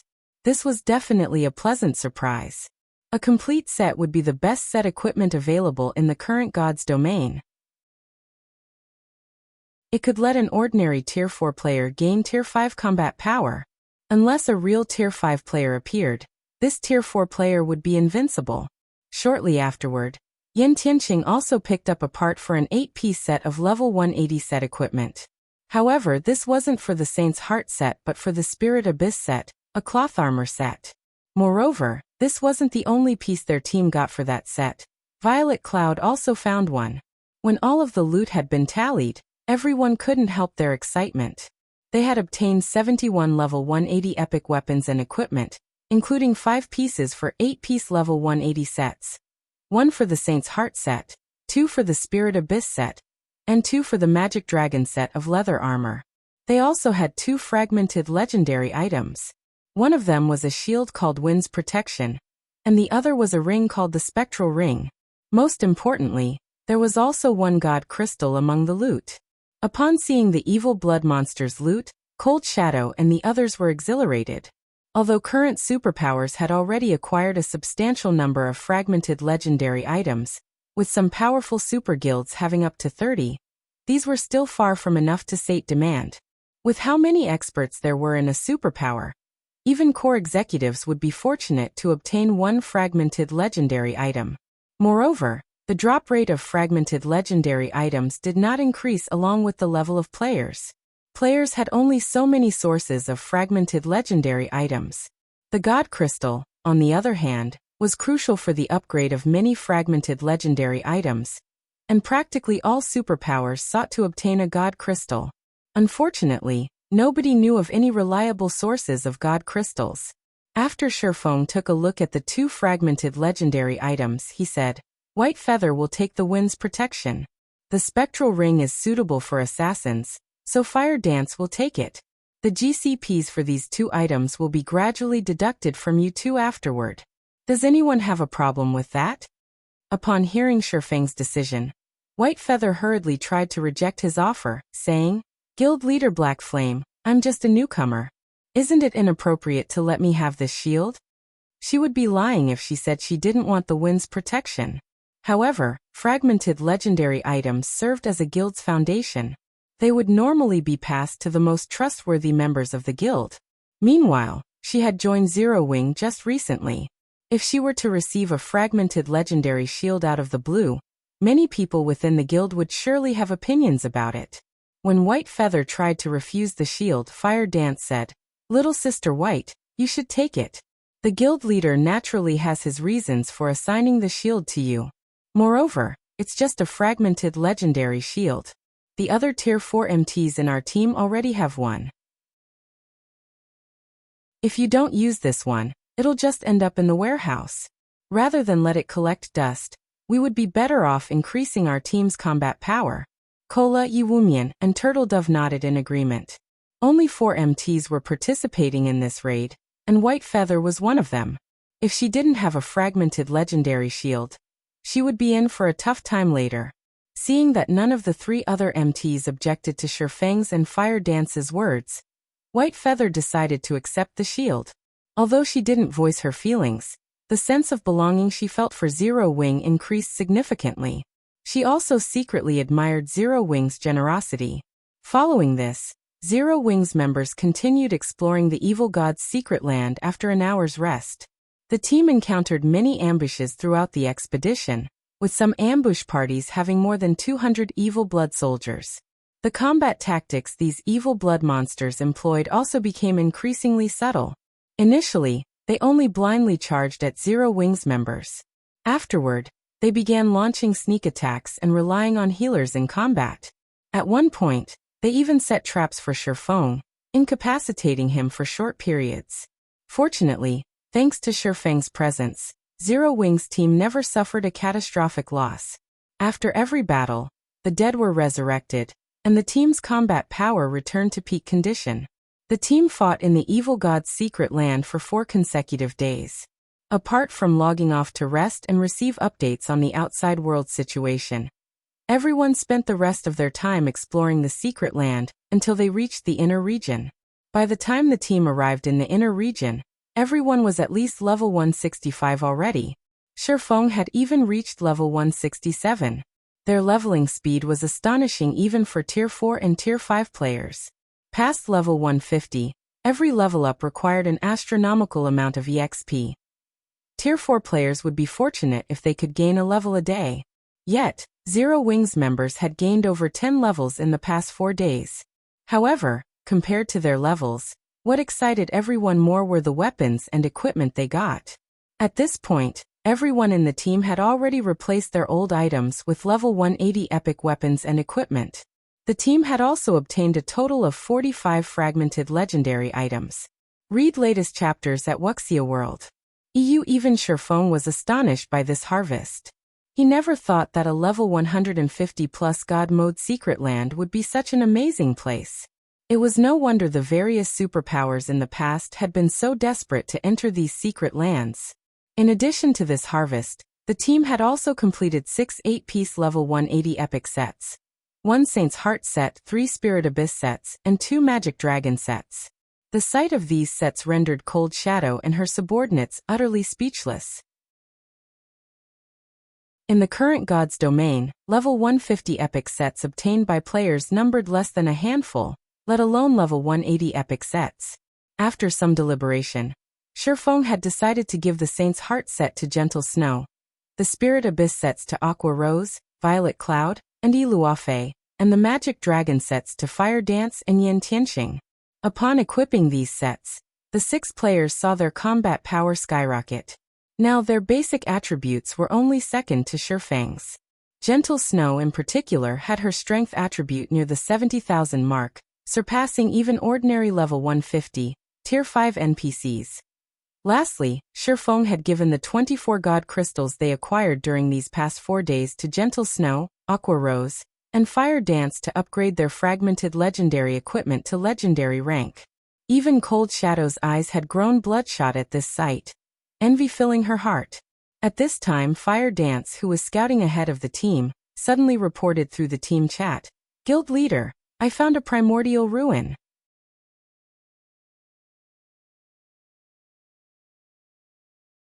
Chapter 2896. Primordial Ruin. A primordial ruin? Shifeng's interest was piqued when he heard the words primordial ruin. Ruins were commonly found in secret lands, and they could be differentiated into ancient ruins and primordial ruins, depending on their era of creation. Of the two, primordial ruins were much rarer, because they predated ancient ruins, and the ancient era's residents had already explored and dismantled many of them. Primordial ruins that managed to last until the modern era were as rare as legendary items. Meanwhile, the primordial era was a time when gods flourished and ancient gods still wandered the land. With luck, one might even come across an item left behind by an ancient god inside a primordial ruin. "Where are you?" Shifeng asked through the team chat. "A canyon stream in the south. There are many evil blood soldiers wandering here, probably more than 3,000. They seem to be guarding that primordial ruin," Fire Dance reported quietly as she observed the patrolling evil blood soldiers around her. "I also saw quite a few level 160 plus superior mythic ranked evil blood priests walk into the ruin just now. I suspect they'll conduct some kind of ritual inside. However, the place is heavily guarded, so it'll be difficult for us to sneak into the ruin. The only way we can enter is by breaking through from the front." "Over 3,000 evil blood soldiers?" Shifeng frowned. If their opponents consisted of only several hundred evil blood soldiers, their team could still secure victory under his leadership. However, 3,000 evil blood soldiers was a number even he couldn't stop. Not to mention, there were bound to be many superior mythics as well. Even if he could withstand their assault, the others on his team couldn't. After all, these evil blood monsters weren't idiots. If all 3,000 evil blood soldiers used their Tier 4 skills simultaneously, even Shifeng wouldn't dare take them head-on. He would have to evade their attacks and kite them. After all, a Tier 5 player would still take significant damage if a Tier 4 mythic monster's attack struck him. Naturally, it would be even more impossible for Tier 4 players to dodge and block so many Tier 4 skills. It wouldn't matter even if a Tier 4 player were at the world creation standard. This was because mythic monsters could keep up with the speed of Tier 4 players, and thus could precisely aim and time their attacks. Let alone hundreds or thousands, just a few dozen evil blood soldiers working together would be more than enough to take down a Tier 4 metric tons at the world creation standard. A team would need at least 3 or 4 Tier 5 players to take on 3,000 mythic-ranked evil blood soldiers adequately. Relying only on one Tier 5 player and several dozen Tier 4 players was simply impossible. Such a team would have to expend all its efforts just dodging and blocking the Tier 4 skills and spells of the mythic monsters. In other words, while Zero Wing's team could defend itself against the army of evil blood monsters, it had no chance of defeating the army. Guild leader, how about we take them on in batches? Cold Shadow suggested. Those soldiers might be numerous, but they aren't grouped up closely. It'll take some time for all of them to gather at a single point. We can use this time to kill some of them and retreat once their combatants have gathered. With sufficient repetition, those soldiers are bound to fall. After listening to Cold Shadow's suggestion, Shifeng shook his head and said, "That is one way to do it. However, that assumes that the other side doesn't have any healers. Those evil blood priests are all capable of healing. Moreover, as superior mythics, their healing range should be massive. If I'm not mistaken, the soldiers are patrolling within the healing range of the priests. Once we attack the soldiers, the priests will heal the injured soldiers immediately. Unless we can one-shot those soldiers, there is no way we can out-damage a superior mythic's healing." Cold Shadow fell silent at Shifeng's words. Choosing to kill the evil blood soldiers or the evil blood priests first didn't matter. Neither was a viable option. The evil blood priests' healing capabilities were simply too powerful. If the team didn't have the strength to kill several evil blood priests instantaneously and simultaneously, they couldn't deal with so many evil blood monsters. Are we going to give up, just like that? White Feather grew anxious. That's a primordial ruin we're talking about. Even mythology had never found a primordial ruin. It had only ever explored ancient ruins. Even so, the guild had still reaped significant harvests from those ruins, particularly regarding the improvement of the mana body. Those harvests were the reason mythology's old monsters managed to develop their mana bodies so quickly. Meanwhile, a primordial ruin was far more precious than an ancient ruin. It wouldn't be strange if it contained treasures that could help players reach Tier 5 more easily. After all, primordial ruins dated from the era of the ancient gods. The legacies left behind in these ruins would be far superior to the legacies created during ancient and modern times. We're not completely out of options. After giving the matter some thought, Shifeng said, "However, this will be very risky.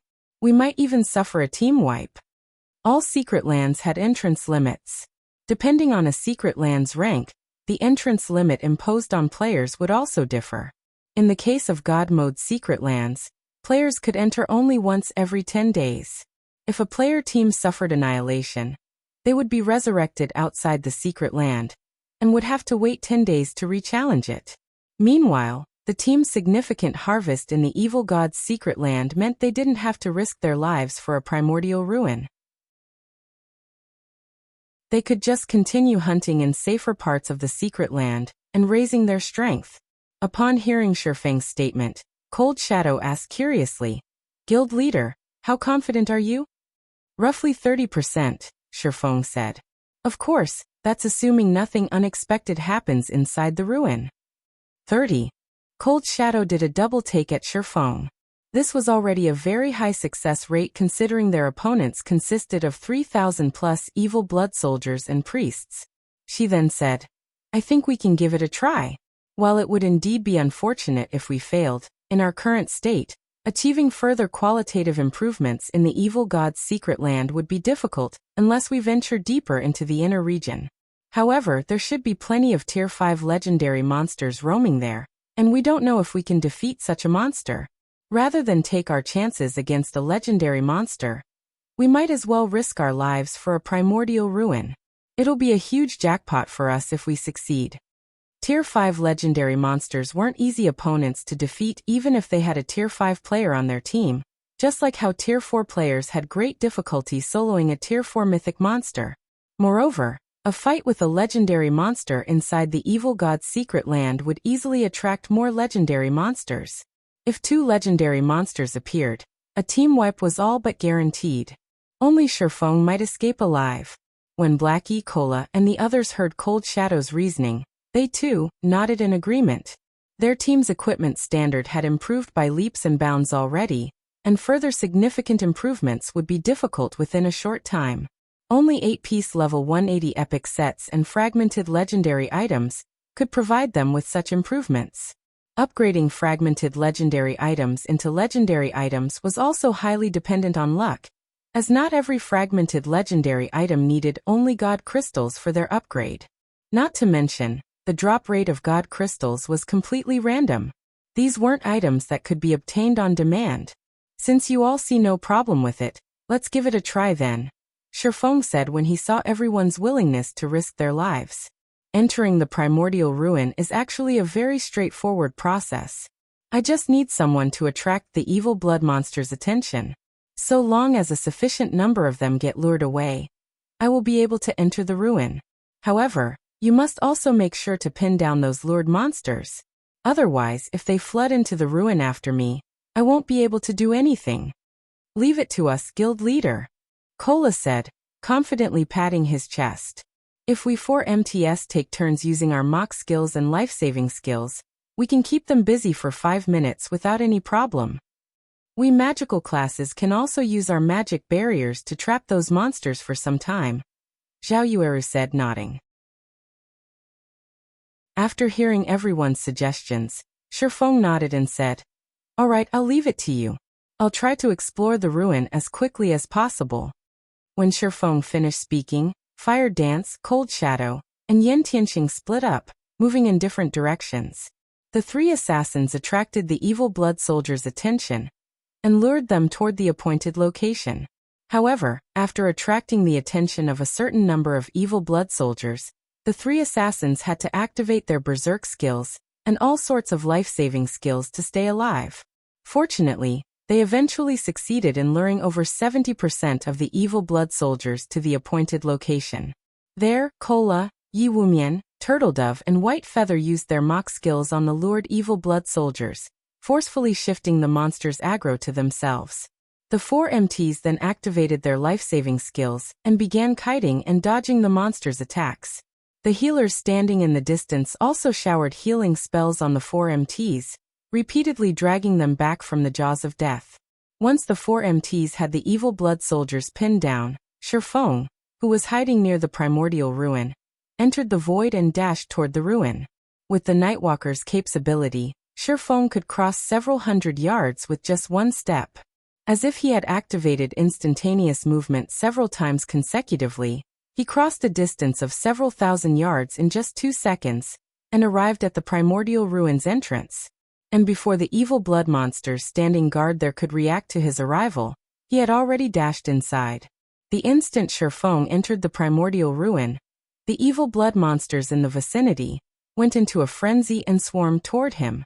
The several evil blood priests kneeling inside the ruin's main hall also began chanting incantations and bombarded Shifeng with Tier 4 curses, one after another.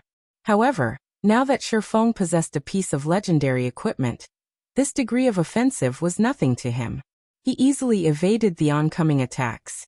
In the blink of an eye, he disappeared from the main hall and entered the tunnel leading underground.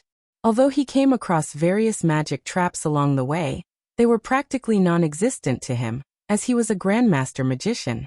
In less than a minute, Shifeng arrived in the Primordial ruin's deepest section. The deepest part of the ruin was like an empty void. A majestic, ancient temple stood in this void. Despite the corrosion of countless years, the temple still radiated an unbelievably powerful divine might. If Shifeng had come here before reaching Tier 5, he wouldn't have been able to withstand this divine might. What a powerful temple! If I hadn't upgraded the Nightwalker's cape to legendary rank, its divine might would have had a significant effect on me. Shifeng was astonished as he looked at the temple before him. The Nightwalker's cape didn't just hide his aura. It also functioned to resist the auras of others. It acted as an isolation barrier that prevented the user's aura from interacting with other auras. However, despite the Nightwalker's cape's isolation effect, the temple's divine might still reduced Shifeng's mobility by 30%. Even a true Tier 6 god's divine might couldn't compete with this ancient temple's divine might. Apart from ancient gods, there should be no other existence capable of creating such a powerful construct. When Shifeng arrived in front of the temple, the several hundred evil blood monsters that had been frenziedly chasing him suddenly stopped. They simply stood at a distance and worshipped the temple, none of them showing any intention of approaching it. Shifeng sighed in relief at this sight. Now all he needed to do was figure out how to enter the ancient temple. However, when Shifeng entered the temple, what greeted him inside the brightly illuminated hall was the sight of a cloaked, scholarly young man. The youth was piecing together several golden tablets using magic arrays so complex that they gave Shifeng a headache. The instant Shifeng laid eyes on this youth, his soul shuddered. "It's you!" Shifeng's eyes filled with disbelief as he looked at the scholarly youth. This was because this youth was none other than the mysterious youth who had caused a huge commotion in Blackwing City and bound his soul using soul chains during the early stages of the game. "Oh, it's you?" The mysterious youth was slightly surprised when he saw Shifeng behind him. "You actually survived until now, even after getting hit by my soul chains? What a surprise! Should I be honored that you remember me?" Shifeng eyed the mysterious youth cautiously. Back when he encountered the mysterious youth in Blackwing City, he had already thought the NPC was extraordinary, definitely not your average Tier 5 NPC. Otherwise, this mysterious youth couldn't have escaped Blackwing City after causing such a huge scene. Read latest chapters at Wuxia World. In fact, Shifeng still couldn't glean much information from the mysterious youth despite being Tier 5 himself. The only thing he found out from inspecting the mysterious youth was that the latter was also at Tier 5. Moreover, the mysterious youth gave off a weird vibe. Shifeng felt an inexplicable fear when standing in the youth's presence. Not bad. Not only are you blessed by this world, but you also managed to get promoted to Tier 5 so quickly. You just barely qualify to become my puppet, the mysterious youth said, a delighted smile appearing on his face as he looked at Shifeng, like a child who had just found a new toy. "Since you took the initiative to come find me, let me liberate you from your suffering." After saying so, the mysterious youth raised his arm and pointed a finger at Shifeng. A black ball of mana shot toward Shifeng. In mid-flight, the ball of mana shattered and enveloped the surrounding space in darkness. Tier 5 Curse Dark Wonderland.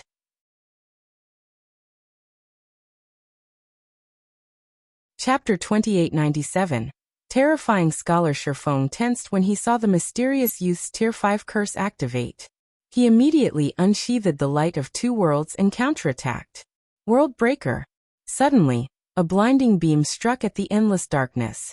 The two powers entangled for a moment, neither side gaining an advantage over the other until a second later. Boom. Accompanied by an explosion, an intense shockwave sent Shifeng stumbling 2 steps back. His HP also instantly fell by over 9 million. Besides reducing Shifeng's HP by more than 20%, the shockwave also left his entire body trembling. The hand he used to wield the Light of Two Worlds was numb. In contrast, the mysterious youth came out unscathed from the clash. He still stood quietly in his original position. He also maintained the incomparably complex fourfold magic array he was using to manipulate the several golden tablets with his other hand throughout the attack. As expected of an existence daring enough to cause a scene in Blackwing City, He not only cast a Tier 5 curse without chanting, but even maintained such a complex magic array while doing so. Shifeng frowned when he looked at his trembling right arm. This was undoubtedly the most dangerous situation he had ever come across since entering God's domain. Shifeng had long since known that the mysterious youth was incredibly powerful, and that the youth could cast Tier 5 curses without chanting. However, only after facing the youth's Tier 5 curse did he understand just how frightening the mysterious youth B was. /B If Shifeng hadn't upgraded the Light of Two Worlds, the Tier 5 curse would have killed him just now. Meanwhile, the powerful shockwave from their clash also shattered the space some distance behind the youth, revealing a woman with 8 black wings. Numerous chains bound this woman's body, and her HP was below 10%. However, despite being practically at death's door, she radiated an aura that sent shivers down Shifeng's spine. How is this possible? Shifeng was dumbfounded when he saw the 8-winged woman. A fallen angel. Moreover, a fallen archangel. A fallen angel of the highest order. Fallen angels possessed life ratings close to those of dragons. Meanwhile, fallen archangels' life rating surpassed even that of ordinary dragons. They almost rivaled divine dragons. Yet the mysterious youth had incapacitated a level 180, Tier 5 fallen archangel with one hand. The fallen archangel was even losing HP and gradually approaching death's door. While Shifeng was in a daze, the mysterious youth also looked with surprise at the Light of Two Worlds Shifeng wielded. It seems you are incredibly lucky. You actually got your hands on a weapon lost during the ancient era. Looking at the Light of Two Worlds, the youth evaluated calmly. It's a pity that this Light of Two Worlds is damaged. Otherwise, you might have been able to injure me with its power. Although the mysterious youth's words sounded arrogant, Shifeng did not think so at all. On the contrary, his mood grew even heavier after hearing the mysterious youth's statement. The mysterious youth could strangle even a Tier 5 fallen archangel to death. Even if the Light of Two Worlds were at its peak, Shifeng doubted he could injure the mysterious youth. After all, a weapon's performance depended heavily on its user. Shifeng had only recently reached Tier 5. He didn't even know how to go about getting promoted to Tier 6. Even if he wielded the undamaged Light of Two Worlds, he could, at most, exchange one move against a Tier 6 God-ranked player, who didn't possess any legendary weapons and equipment. Moreover, just like the mysterious youth had said, Shifeng was indeed very lucky. If the mysterious youth weren't focusing a significant portion of his strength on dealing with the fallen archangel guarding the temple's entrance, Shifeng would have long since died already. However, our little game ends here. I'm busy. I don't have much time to waste on you. So can you please die? The mysterious youth waved his hand in annoyance once more. This time, though, he also chanted an incantation. Shifeng sensed the mana around the temple vanishing. Moreover, it wasn't limited to just the mana in this plane of existence. Even the mana in the void was disappearing, making Shifeng feel stifled. In the meantime, silver magic arrays appeared, one after another, before the mysterious youth's hand, layering to create a fourfold magic array. The Tier 5 curse spacetime disintegrator? Shifeng's complexion darkened like never before when he saw the gradually forming fourfold magic array. There were significant differences even among Tier 5 curses. Dark Wonderland was a Tier 5 intermediate curse, but the spacetime disintegrator was a Tier 5 peak curse. This attack could heavily injure even a Tier 6 god if it landed. Die. The mysterious youth gently pushed the fourfold magic array with his free hand. Suddenly, the space in front of Shifeng began distorting and disintegrating. With the Tier 5 curse's speed and AoE, Shifeng had no way to dodge or escape it in time. Moreover, even a Tier 5 defensive curse wouldn't have the power to stop this attack. Don't even think of killing me so easily. Looking at the oncoming attack, Shifeng gritted his teeth and took out the greatest trump card in his bag, the Dragon Summoning Flute. He then injected the 3,000 advanced magic cores he had prepared into the flute. Immediately, space around Shifeng began distorting as well. 5 gigantic figures flew out of the warp and instantly occupied a significant portion of the space around the ancient temple. Boom! Accompanied by the sound of an explosion, the sight of 5 level 180, Tier 5 dragons entered Shifeng's eyes. The brief invulnerability Shifeng received from using the dragon summoning flute had helped him resist the space-time disintegration, allowing him to survive the ordeal. However, Shifeng's situation did not change for the better even after the 5 dragons appeared. When the mysterious youth looked at the 5 Tier 5 dragons, his expression remained completely unfazed, as if only 5 harmless lizards had appeared in front of him. He placed no importance whatsoever on their existence. The scholar. This summoner has found a troublesome opponent for us. B. If I knew this would happen, I would never have agreed to the dragon summoning flute's contract. This is a massive loss. The 5 dragons with bodies measuring several hundred meters in length revealed traces of frustration and helplessness in their eyes when they saw the mysterious youth. Their voices also carried hints of dissatisfaction directed at Shifeng. Meanwhile, after briefly scanning the 5 dragons, the mysterious youth asked calmly, "Are you 5 going to become my enemies? Scholar, how about we talk this out? If you help us fulfill our contract by letting this heaven-blessed individual go, then we won't have to clash," the leading bronze dragon said. The bronze dragon's suggestion completely ignored Shifeng's will. However, Shifeng didn't have any opinions on it either. He simply observed the mysterious youth and awaited the latter's decision. Is he one of the 3 existences Phoenix Rain warned me to avoid? As Shifeng scrutinized the mysterious youth, he faintly understood why Phoenix Rain had given him such a warning. The mysterious youth's strength was simply unbelievable. Shifeng couldn't even inspect his level. Moreover, even Tier 6 gods would have a headache when facing 5 Tier 5 dragons. Nevertheless, the mysterious youth showed no reaction whatsoever. When the bronze dragon made its suggestion, the mysterious youth remained unchanged. In a calm tone he asked, "Do you think that's possible? You are merely a bunch of ghosts from the past, yet you dare speak conditions with me?" After saying so, the mysterious youth took action. A golden staff appeared in his hands, and Shifeng's pupils shrank at the sight of this weapon. This was because Shifeng was incredibly familiar with the golden staff. The World Staff, one of God's domain's 10 great legendary weapons. "It seems a battle is inevitable," the bronze dragon sighed helplessly. It then looked at Shifeng and said, "Once the fight begins, find an opportunity to escape. The 5 of us can't stop him for long. Outside this secret land, he cannot act without restraint. So long as you get out, he'll have a much more difficult time dealing with you." After the bronze dragon finished speaking, the 4 other dragons unleashed their auras. All 5 dragons were prepared to duke it out with the mysterious youth. Act without restraint. The bronze dragon's words clued Shifeng in on the mysterious youth's weakness. The mysterious youth most likely couldn't act freely in the outside world, due to certain restrictions. This would also explain why he had fled Blackwing City previously instead of clashing with Charlene. Logically, with the mysterious youth's strength, he shouldn't fear Charlene. After all, the mysterious youth remained fearless and still insisted on killing Shifeng despite facing off against 5 Tier 5 dragons. Yet he had fled Blackwing City back then. However, before Shifeng could properly process the information, the 5 dragons began clashing with the mysterious youth. The dragons did not hold anything back, utilizing their breath attacks right off the bat. Meanwhile, the mysterious youth waved his staff. A barrier appeared before him, stopping the breath attacks completely.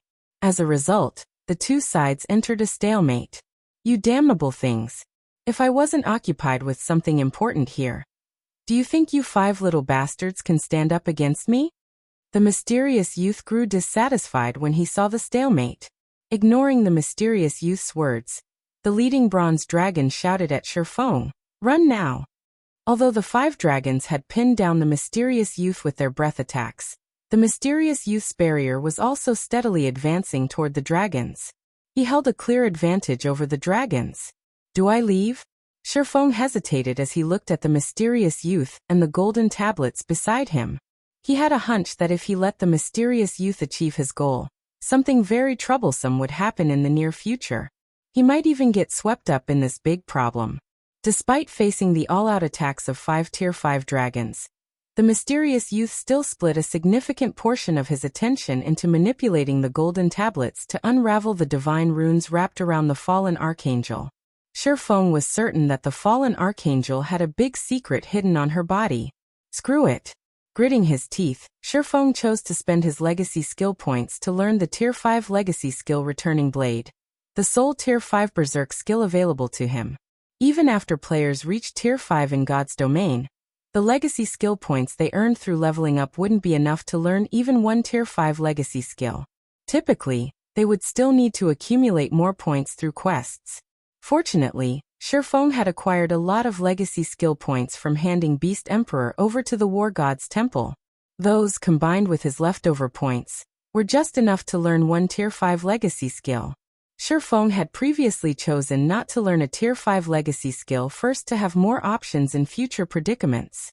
However, he no longer had the luxury of waiting. Immediately after learning Returning Blade, Shifeng activated the Berserk skill, causing the light of two worlds he wielded to vibrate and let out a low hum. Simultaneously, incomparable power flowed into Shifeng's body, elevating his basic attributes and life rating to a whole other level. The next moment, Shifeng's strength attribute broke through the 200,000 threshold. His HP also exceeded 100 million. Now, even if he didn't rival Tier 6 God-ranked experts, he was very close already. 30 seconds. I need to foil his plans in 30 seconds. If I fail to do so, I must leave immediately. After taking a look at Returning Blade's description, Shifeng found that the skill had a 45-second duration and a cooldown of 1 natural day. He estimated that escaping the evil god's secret land within 15 seconds shouldn't be difficult with his current basic attributes. After thinking up to this point, Shifeng charged straight toward the restricted fallen archangel. Shifeng didn't have the slightest thought of dealing with the mysterious youth. If even 5 level 180, Tier 5 dragons were helpless against the mysterious youth, then his chances were even less. The only thing he could do in this situation was kill the fallen archangel and foil the mysterious youth's plans. After all, he had long since formed an irreconcilable grudge with the mysterious youth. If he didn't kill the mysterious youth, or the mysterious youth did not take the initiative to dissolve the soul chains binding his soul, he would still perish sooner or later, despite being a Tier 5 player. In that case, he might as well use this opportunity to weaken the mysterious youth. For all he knew, he might even get to live longer. You bastard! The mysterious youth's complexion sank when he saw what Shifeng was trying to do. Immediately, he began chanting an incantation. Tier 5 Curse Dark Space. Numerous pitch-black chains emerged from the space above the temple and shot toward Shifeng, preventing him from approaching the fallen archangel. Upon seeing the several hundred chains raining down toward him, Shifeng immediately activated Divine Steps. Suddenly, 36 doppelgangers emerged from Shifeng's body and dashed toward the fallen archangel from different directions. As these doppelgangers were invulnerable to attacks and Shifeng could swap positions with any of them at any time, the mysterious youth had a headache dealing with Shifeng. Catching Shifeng alone using several hundred chains might be easy, but catching 37 individuals of Shifeng's caliber was not. In less than 2 seconds, one of Shifeng's doppelgangers reached the fallen archangel and executed an attack. However, before the doppelganger's attack could connect, several dozen chains immediately bound its body. Afterward, 6 more doppelgangers arrived before the fallen archangel, and the several dozen chains in the vicinity were insufficient to stop all of them. In the end, one of the doppelgangers successfully evaded the chains and executed a ruthless attack on the fallen archangel. The moment the doppelganger's sword was about to connect, Shifeng, who had been preparing for an attack in the distance, swapped positions with this doppelganger. Second sword, Holy Devour. Now that Shifeng had a life rating and basic attributes close to rivaling Tier 6 God-ranked players, he could perfectly execute Holy Devour. The next moment, scorching flames capable of devouring even space itself enveloped the defenseless fallen archangel. -5,416,541,412. A damage value exceeding 5. 4 billion appeared above the fallen archangel's head as she lost more than 2% of her HP. This development ignited some hope in Sherfong. "You little bastard. You've angered me now." A cold gleam flashed in the mysterious youth's eyes as he shook his staff. The barrier he summoned shoved back the 5 dragons' dragon breath completely, and the golden staff he wielded released a blinding radiance. Then the space around the fallen archangel shattered. Countless beams of light shot out of the shattered space and pierced every one of Sherfeng's doppelgangers, leaving an irrecoverable wound on them. If Sherfeng hadn't swapped positions with his distant doppelganger immediately, he would have most likely lost his life to this attack. However, Sherfeng did not stop despite this situation. Without hesitation, he used the Light of Two Worlds' spatial slash. Sherfeng swung his blade, his attack instantly cutting through the fallen archangel. The attack was so fast that the mysterious youth, whom the 5 dragons pinned down, failed to stop it.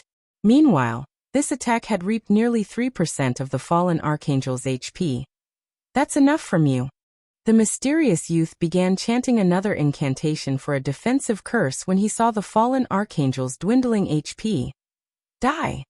Knowing that once the mysterious youth completed his incantation, all hope of success would be lost, Sherfeng immediately executed the strongest move his mana technique had to offer. Read latest chapters at Wuxia World. EU Third Sword, Holy Annihilation. Holy Annihilation was an unostentatious technique. There was no giant blade of light or a scorching sea of flames. All that could be seen was Sherfeng executing a simple downward slash. However, when this modest slash connected, it plundered all of the fallen archangel's remaining HP. Following the fallen archangel's death, Sherfeng's level skyrocketed, and several hundred items appeared around her corpse. The mysterious youth's eyes turned bloodshot, and he went into a frenzy.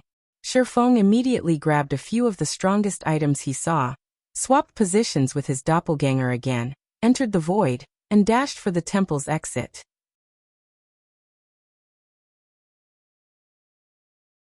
Chapter 2898. Mana advances. The instant Sherfeng made for the temple's exit, the mysterious youth took action.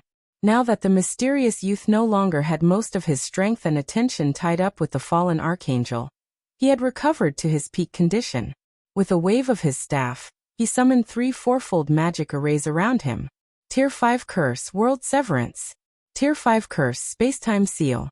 Tier 5 Curse, Holy Spirit Collapse. Triple Silent Casting. Sherfeng was thunderstruck when he saw the 3 magic arrays. In God's domain, the difficulty of silent casting a spell increased along with the tier of the spell.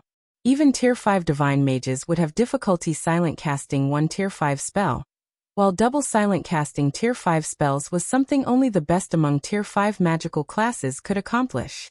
Moreover, this applied only to Tier 5 spells, not Tier 5 curses. Only Tier 6 gods could double silent cast Tier 5 curses. As for triple silent casting Tier 5 curses, Sherfeng had no recollection of anyone ever accomplishing this feat in his previous life. Nevertheless, the mysterious youth had accomplished this feat before Sherfeng could reach the exit. He suddenly found himself immobilized inside the void. In the end, not only was he forced to exit the void, but his mobility was also severely restricted by the surrounding space. A distorted barrier enveloped the entire temple hall.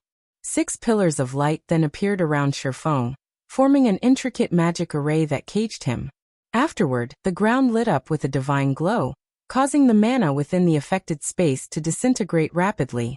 Just as the mysterious youth was about to obliterate Sherfeng, the 5 dragons simultaneously chanted an incantation in the language of dragons. A 5-colored disk of light formed around Sherfeng, isolating him from the outside world. Boom. When the divine light dissipated, Sherfeng remained perfectly intact.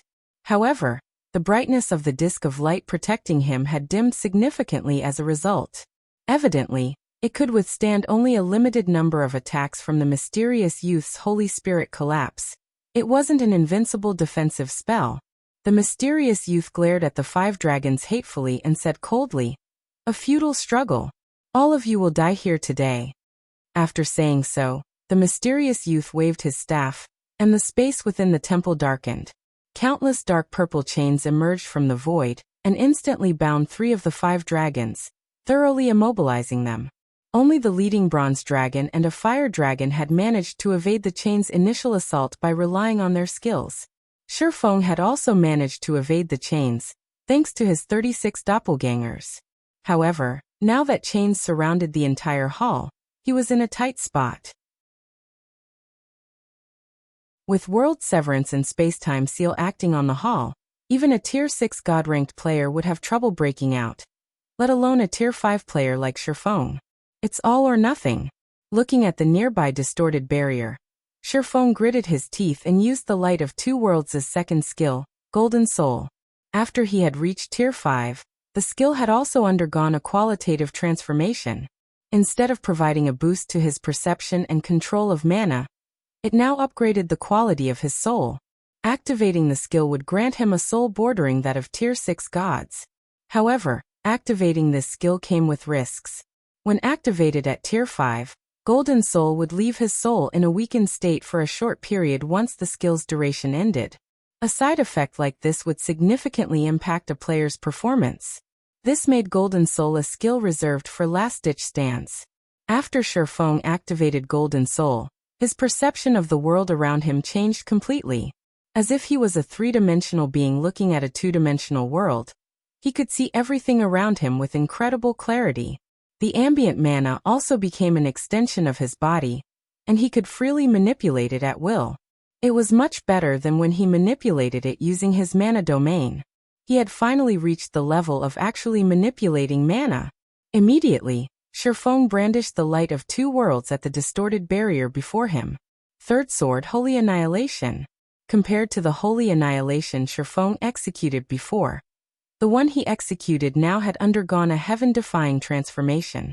Now even the space around him had become one with his sword. He felt as if he was swinging space itself at the distorted barrier. Boom! The distorted barrier shook violently from Shifeng's Holy Annihilation. A small crack also appeared on the barrier, although the barrier quickly repaired this damage. Now this is the true Holy Annihilation. I was mistaken when I tried to guide ambient mana using my own mana. Instead, I should have converted the ambient mana into my own mana. Only by doing so can I maximize my attack's power. Shifeng didn't despair when he saw the distorted barrier repairing itself. On the contrary, excitement burned within him. He finally understood how to progress to the next step of mana manipulation. Initially, he had used his own mana to force ambient mana into doing his bidding, an incredibly crude method of manipulating mana. Afterward, he had learned to guide ambient mana into doing his bidding. While this method had indeed significantly increased the power he could exert, it still wasn't the best method of utilizing ambient mana. Instead, the optimal way of utilizing mana was to convert ambient mana into his own mana. However, accomplishing this feat was easier said than done. Firstly, players needed to have an in-depth understanding of mana's operating principles. Secondly, players' concentration needed to be close to the Tier 6 standard. Only by having a near-solid mental will could players perfectly integrate their mana with the ambient mana. Players needed to have such a powerful concentration that they could project their will beyond their physical bodies and exert it over the mana surrounding them. Thirdly, players needed the ability to multitask to the extreme. The more mana players tried to influence, the more multitasking they had to do. If players wished to improve their ability to integrate and manipulate ambient mana, they had to keep refining their understanding of mana to reduce the mental burden from controlling mana. Meanwhile, after finding a clear path of advancement, Shifeng began frenziedly executing Holy Annihilation against the distorted barrier. Every time he executed Holy Annihilation, his control over mana also became increasingly smoother. Simultaneously, admiration for the heavenly blue Saint Eliade filled his heart. Holy Annihilation's use of mana far exceeded the basic standard. The basic use of mana only allowed one to create inanimate objects like the mana bridge. However, Eliade's usage allowed her to create living objects. Her technique, Holy Annihilation, basically modified ambient mana into a true extension of the body. If Shifeng hadn't reached the Grandmaster Magician standard, he would have never understood this concept. After he gained this understanding, every subsequent Holy Annihilation he executed was more powerful than the previous one. By the time he had executed 24 attacks, the colorful disk of light was close to dissipating. Fortunately, he had finally achieved a breakthrough. The next time Shifeng executed Holy Annihilation, a white light enveloped the world around him. Mana, space, and even the void disappeared. The next moment, a 30-meter-long gash appeared in the previously invincible barrier. The barrier failed to repair the damage and collapsed. So this is what it feels like to employ the advanced method of using mana? Shifeng was startled when he saw the barrier generated by World Severance crumble. The attack he just executed had undoubtedly reached the Tier 6 standard far stronger than even an attack using the Light of Two Worlds' Worldbreaker. However, after executing this attack, Shifeng felt his mind stagnate slightly. In his current state, he definitely couldn't execute the complete Holy Annihilation. Unless he upgraded his concentration to the Tier 6 standard, he could only keep this move as a trump card. As the distorted barrier shattered, the mysterious youth finally restricted all 5 dragons. He then sent his remaining chains after Shifeng. Upon seeing this, Shifeng promptly activated Void Shield, his last trump card, increasing his movement speed by 300%. Even under the suppression of the mysterious youth's spacetime seal, he still managed to escape from the temple instantly and flee the Primordial ruin. However, the mysterious youth did not give up. Several hundred dark purple chains relentlessly tried to hinder Shifeng's escape. Every collision with a chain inflicted over 10 million damage. If not for Void Shield's protection, he would have died after receiving a few hits. After exiting the Primordial ruin, Shifeng contacted Zero Wings members, who were close to dying to the evil blood monsters, and commanded them to leave the evil god's secret land immediately. If they got caught by the mysterious youth's chains, they couldn't die even if they wanted to. Although everyone was confused by Shifeng's command, they still obeyed it without hesitation, and were out of the evil god's secret land in no time. As for Shifeng, because the mysterious youth's spacetime seal stopped affecting him after he left the Primordial ruin, none of the dark purple chains could do anything to him. In less than 10 seconds, he exited the secret land. 2 seconds later, the mysterious youth appeared by the secret land's exit, with an indescribably cold light in his eyes. When the mysterious youth failed to kill Shifeng, the restrained, leading bronze dragon laughed and said, "Scholar, how pitiful of you. Not only did your many years of planning come to naught, but you even let the cause of your failure escape. So what if he escaped?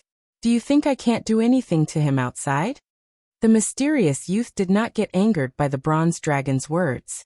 Sending a calm glance at the bronze dragon, he said, "I will settle his debt with me eventually. So long as he is inside this cage, he will not escape my hands. I will also escape this cage sooner or later." After saying so, the mysterious youth waved his staff and turned the 5 dragons into ash. On the other side, Shifeng finally arrived back in the City Lord's mansion's control room. After staring at the evil god's secret land's entrance for some time, he breathed out a sigh of relief, thinking to himself, "Seeing as there's no reaction after all this time, I should be fine now." Shifeng did not wish to meet the mysterious youth a third time. The mysterious youth's combat power exceeded common sense. If not for the 5 dragons' assistance, Shifeng would have perished just now. "Guild leader, what did you do inside the ruin? How are you level 172 already?" Fire Dance asked in confusion after seeing Shifeng exit the secret land. Shifeng had only been level 167 when he entered the Primordial ruin, yet he was now level 172. He had gained 5 whole levels in a matter of minutes. His leveling speed was out of this world.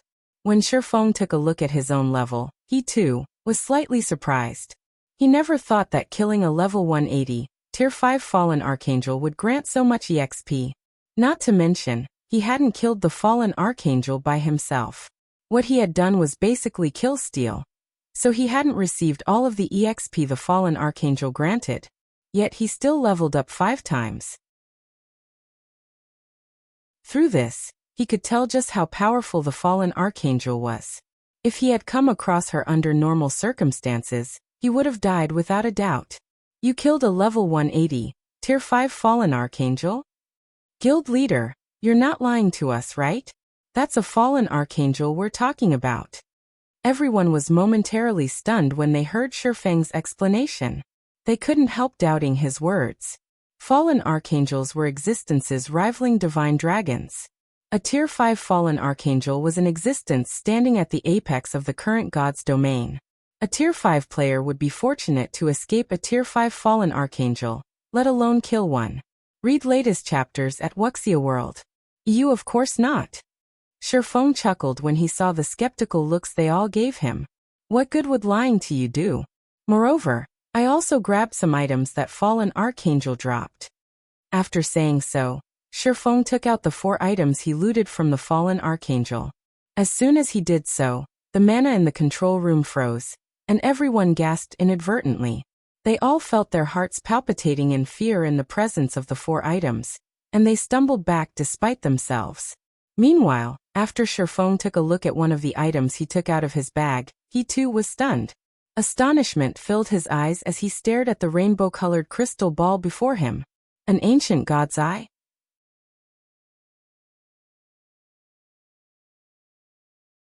Chapter 2899. Ancient God's Legacy. When Shifeng brought out the ancient god's eye, he wasn't the only one surprised by the item's identity. Cold Shadow, who stood nearby, also widened her eyes in shock. She couldn't help looking at Shifeng, who had acquired this item, as if he was some kind of alien. An ancient god. Ancient gods were the oldest gods in God's domain. They were existences that had come into being along with God's domain. The many gods of later generations only managed to gain their strength because of the legacies from these ancient gods. However, after God's domain transitioned from the Primordial era to the Ancient era, ancient gods had suddenly disappeared from the world. In the modern era, barely any records mentioned ancient gods. However, according to those found in the modern era's libraries, a large part of the reason humans managed to rise up during ancient times was the ancient gods' legacies, which allowed the human race to give birth to many gods. Although the rainbow crystal ball Shifeng held was named an ancient god's eye, it wasn't actually an eyeball. Instead, it was an ancient god's legacy. It was a legacy that could help players reach Tier 6. It was much stronger than the legacies of ordinary gods. No wonder that mysterious youth wanted to deal with the fallen archangel. Let alone a Tier 5 existence, even Tier 6 gods would covet an ancient god's eye. Realization dawned upon Shifeng as he looked at the crystal ball he held. Ancient god's eye, divine artifact ranked consumable. This is a legacy item left behind by an ancient god. It records the ancient god's many legacies. Each activation of the ancient god's eye requires 1007 luminaries crystals. It can be activated up to 9 times. Once the activation limit is reached, all information recorded within the ancient god's eye will disappear. Current usage count: 0. Out of all the legacies available in God's domain, an ancient god's legacy belonged to the strongest category. If a player managed to grasp even a portion of the legacy, becoming a Tier 6 god wouldn't be difficult. If a player managed to grasp a significant portion, becoming a god was practically inevitable. It was no exaggeration to say that this single ancient god's eye was worth more than 10 legendary weapons, and the loss of the dragon summoning flute. However, Shifeng quickly suppressed his excitement and turned his attention to the 3 other items he looted. Although these 3 items were not as powerful as the ancient god's eye, they still radiated incredibly potent divine might. Even Fire Dance felt pressured by them. What more the other Tier 4 players present? That mysterious youth definitely won't let me off the hook after this. Shifeng chuckled when he saw the 3 other items' identities. All 3 items were extraordinary. 2 were inferior divine artifact ranked materials, and 1 was an inferior divine artifact ranked consumable. One of the 2 materials was even a divine power source. As for the consumable, it was the ancient god's blood, an item that could elevate a non-player creature's growth potential and life rating. It was undoubtedly the most powerful enhancement item Shifeng had ever seen in God's domain. The total value of the 4 items Shifeng got from killing the fallen archangel was something he couldn't get even if he killed 3 or 4 Tier 6 gods. Shifeng was also certain that these were all items that mysterious youth wanted. Now that he had acquired them instead, the mysterious youth would definitely take action against him at all costs. After a brief silence fell in the hall, Fire Dance reported to Shifeng, guild leader. According to Liang Jing, the Outer Worlds NPC army has arrived on the eastern continent. Currently, it has split into 6 groups of over 30,000 Tier 4 NPCs, and 4 million Tier 3 NPCs each. All of these NPCs are above level 150. As we expected, one of these groups is marching toward the Twin Towers Kingdom and Starmoon Kingdom. At their current speed, it'll only take them another 3 or 4 days to reach the Twin Towers Kingdom's vicinity. In the case of the Outer World superpowers, their forces have already gathered outside the Twin Towers Kingdom. They have even dispatched many scouting teams to invade the kingdom, and the kingdom's forces have already clashed with these scouting teams. Although the two sides are at a stalemate now, it is only a matter of time before the kingdom's side loses. According to Melancholic's investigations, Starlink and many other superpowers are offering excellent incentives to independent experts to have them head to the Dark Knight Empire and the Black Dragon Empire. They plan to resist the Outer World forces together with the two empires. Because of this, many independent experts have decided to abandon Twin Towers and Starmoon. When Fire Dance finished speaking, Cold Shadow frowned and said, "How foolish these people are. Sticking with an empire's defensive line might be a good choice, but abandoning all resistance in the various kingdoms will inflict a severe loss to the various kingdoms' armies. All they're doing is giving the Outer World forces an advantage." Unlike for players, resurrection was a very troublesome process for NPCs. The Outer World's NPC army wasn't endless either.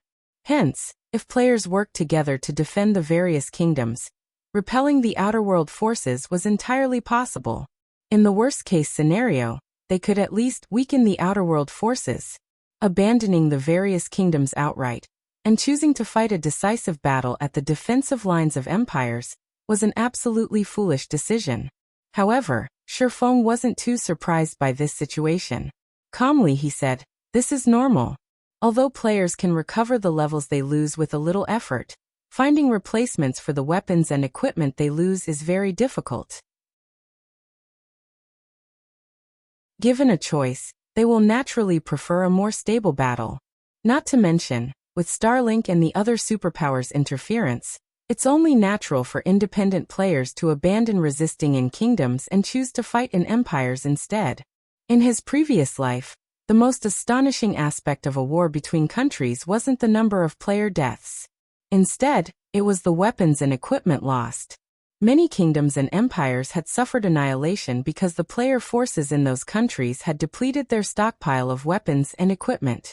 As a result, the players of those countries became weaker and weaker as they fought. In the end, they could only watch their enemies annex their nations bit by bit until the country disappeared completely. The current War of Worlds was a similar situation. After realizing this fact, all Starlink and the various superpowers needed to do was put out appropriate bait, and the various independent players would automatically swarm to the bait. "Guild leader, how about I bring the main force to the Twin Towers Kingdom and participate in the battle there?" Kola suggested.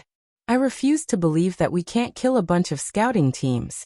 So long as we secure a few victories, I believe many players will be willing to stay and fight with us." Although Kola didn't understand much about battles on the scale of countries, he knew that without the support of a large number of independent players, the Twin Towers Kingdom and Starmoon Kingdom would fall to the Outer World forces. The reason many independent experts were abandoning the two kingdoms was simply their belief that defending against the Outer World forces in an empire would be easier. Meanwhile, all Zero Wing needed to do was suppress and repel the Outer World players plaguing the Twin Towers Kingdom. Then, the independent players who had left would see hope for successfully defending the kingdom. Once that happened, they would definitely return to help in the kingdom's defense. After all, abandoning one's roots and restarting development in a foreign country wasn't easy. That won't be necessary. Shifeng shook his head. Smiling calmly, he said, "Dealing with those scouting teams will only be a waste of time. If we're going to do something, we should go for something bigger." "Bigger?" Kola parroted in confusion. "Fire, bring a team and look into the Twin Towers Kingdom's current situation. Make sure to find the base camp of the Outer World players invading the Twin Towers Kingdom. Once you do, notify me immediately." Shifeng instructed. When Cold Shadow heard Shifeng's words, she turned to Shifeng with a stunned look. Guild leader, are you thinking of wiping them out? Nodding, Shifeng said earnestly, of course. If Starlink and the other superpowers want to waste their time, let them. However, Zero Wing doesn't have that much time to waste. The real role of high-end combatants wasn't in defending strongholds, but attacking the enemy's core combatants. In his previous life, any player force that dared to gather their troops into one big army was simply asking for death. However, be it the Eastern Continent's players or the Outer World's players, neither had a clear understanding of truly large-scale battles in God's domain yet. They were still acting as if they were playing traditional virtual reality games, entirely ignorant of just how much power a single individual could wield. I'll head out right away. Fire Dance grew excited at Shifeng's affirmation. After saying so, Fire Dance activated a guild transfer scroll and teleported to the guild residence at Sky Spring City. As for everyone else present, Shifeng had them take a break and dismiss them. After all, their continuous battles in the evil god's secret land had taken a huge toll on their minds and bodies. After settling his affairs here, Shifeng made his way to the City Lord's mansion's secret room to rest and recuperate. Shifeng had exhausted his concentration during his fight with the mysterious youth. Now even his soul was in a weakened state. To recover quickly, he had to rest in the City Lord's mansion's underground secret room, which held the densest mana in ancient Rock City. This environment should be enough. Now all I need to do is recover my concentration.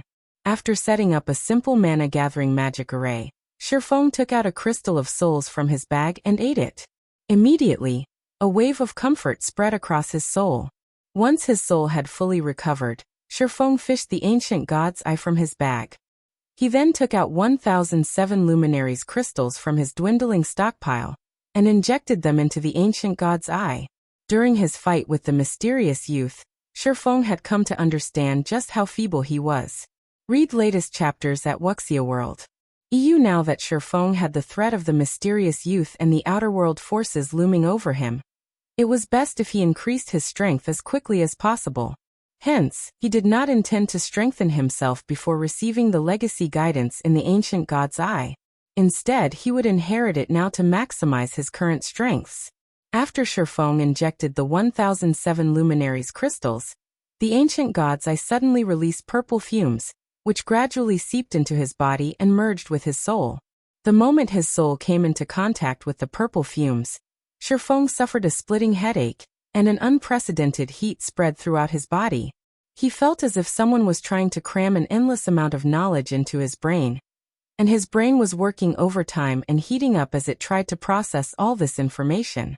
This sensation lasted for several minutes before it gradually dissipated. When all of the purple fumes from the ancient gods I had merged with Shifeng's soul, the legacy guidance finally ended.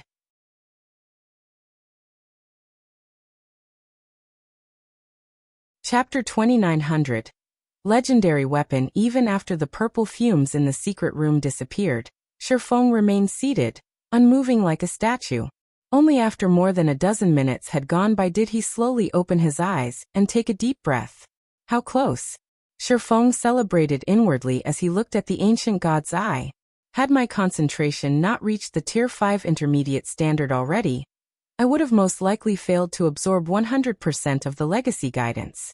The ancient god's eye conveyed a massive amount of information. If his soul hadn't recovered to peak condition, he wouldn't have been able to accept all of the information. Meanwhile, if he missed out on even a small portion of the legacy, he would have failed and obtained nothing at all. But this is a surprise. I never thought that the key factor in getting promoted to Tier 6 would be 7 luminaries crystals. Shifeng sighed as he recalled the information he received. 7 luminaries crystals had always been a rare resource in God's domain, and this was true even in the ancient era. Although Shifeng had long since known that all organizations with Tier 6 God-ranked experts would frenziedly collect 7 luminaries crystals, he had thought that they had done so mainly to exchange for the Green God Company's products and construct their personal virtual space in God's domain. He never imagined 7 luminaries crystals had such a use as well. Now, Shifeng slightly regretted selling his 7 luminaries crystals. According to the ancient god's legacy, Apart from having Tier 6 concentration and an excellent grasp of the world's laws, players seeking to get promoted to Tier 6 also needed an enormous amount of 7 luminaries crystals to construct a divine body. Each attempt at creating a divine body required at least 50,000 7 luminaries crystals. Moreover, this was only for the most common divine body. According to the ancient god's legacy, divine bodies had 2 categories: ordinary divine bodies and superior divine bodies. Ordinary divine bodies were the most common in God's domain. Over 99% of gods and god-ranked players had an ordinary divine body. Superior divine bodies, on the other hand, were much rarer. The divine bodies of the 3 goddesses rumored to have saved God's domain, as well as those of the war god, the god slayer, and many ancient gods, were at this level. Superior divine bodies were that rare because their creation required an individual to have ultimate mastery over a certain world law.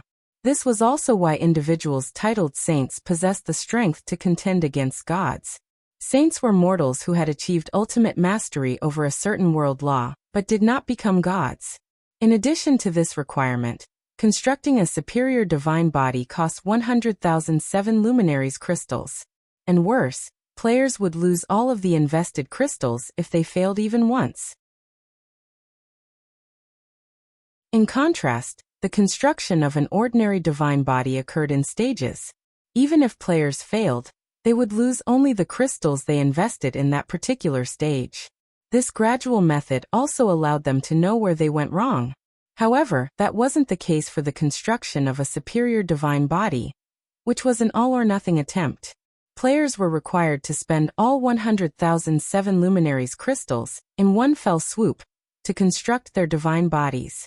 If they succeeded, then good. If not, then all of the 7 luminaries crystals they invested would disappear. Currently, though, Sherfone couldn't afford even the construction of an ordinary divine body. For current player forces, 7 luminaries crystals are merely a commodity for the construction of personal virtual spaces, or the acquisition of resources from the Green God Company. It shouldn't be difficult to obtain a large amount right now. Sherfone fell into deep thought as he recalled the information from the ancient god's legacy. Constructing an ordinary divine body shouldn't be a tough challenge, but a superior divine body is still far out of my reach. Achieving ultimate mastery in one world law is already extremely difficult. Not to mention, I also need to create the divine body itself. From the information he inherited, Sherfone already knew what a world law was. The so-called world law was basically a type of advanced usage over the various mana elements. An example would be the Heavenly Blue Saint's mana technique Holy Annihilation. However, only after one could manipulate the various elements of mana at an advanced standard would one master a world law. Simply being able to execute Holy Annihilation didn't cut it. Currently, apart from his inadequate concentration standard, so long as Sherfone collected enough 7 luminaries crystals, he could already get promoted to Tier 6. The Heavenly Blue Saint's world law was the law of destruction, which covered the destruction of everything, even the most basic elements of mana. This was why Sherfone managed to break through the mysterious youth's space-time seal and world severance with Holy Annihilation. Had Holy Annihilation been based on any other world law, he wouldn't have escaped the evil god's secret land with his life. The bottleneck many demigods faced after mastering a world law was in the creation process of a superior divine body. This was because there were many methods to create a superior divine body, with the core principle being the integration of the mastered world law into their divine body. Of course, while this problem was incredibly challenging for others, the difficulty for Sherfone had been reduced significantly. The ancient god's legacy he absorbed recorded a basic flowchart for creating a superior divine body. So long as he followed this flowchart, his success rate would increase by 30 to 40%. One could say that the most important information recorded in the ancient god's legacy was this flowchart. Roughly 90% of the recorded information was related to it. In fact, 90% out of this 90% was the superior divine body's flowchart itself. This was also the amazing aspect of the ancient god's legacy. It was completely different from an ordinary god's legacy. While I currently don't have any methods to improve my concentration, I can focus on achieving ultimate mastery over the law of destruction. Although Shifeng wasn't yet confident of creating a superior divine body, he was optimistic about his chances of gaining ultimate mastery in a world law. After all, he could already utilize holy annihilation. So long as he perfected his use of the technique, he should reach ultimate mastery in the law of destruction. Moreover, his world authority had already reached level 1. He would have a much easier time perfecting the holy annihilation technique than other players. After Shifeng finished processing the information from the ancient god's eye, he took out the divine power source he had obtained. Shifeng grew a little hesitant as he looked at this divine power source. According to the ancient god's legacy, divine power sources were birthed by the world and carried the world's power. They were incredibly useful in helping one understand world laws. In other words, by merging the divine power source with his body using a special technique, he could elevate his world authority. This would, in turn, allow him to understand world laws more easily. The ancient god's legacy also recorded this integration technique. Now that war is imminent, I should prioritize increasing my strength above all else. Gritting his teeth, Shifeng had the light of two worlds absorb the divine power source. Shifeng still wasn't fully confident of defending the Twin Towers Kingdom and Starmoon Kingdom against the Outer World forces. After all, his enemies weren't limited to just the Outer World's players.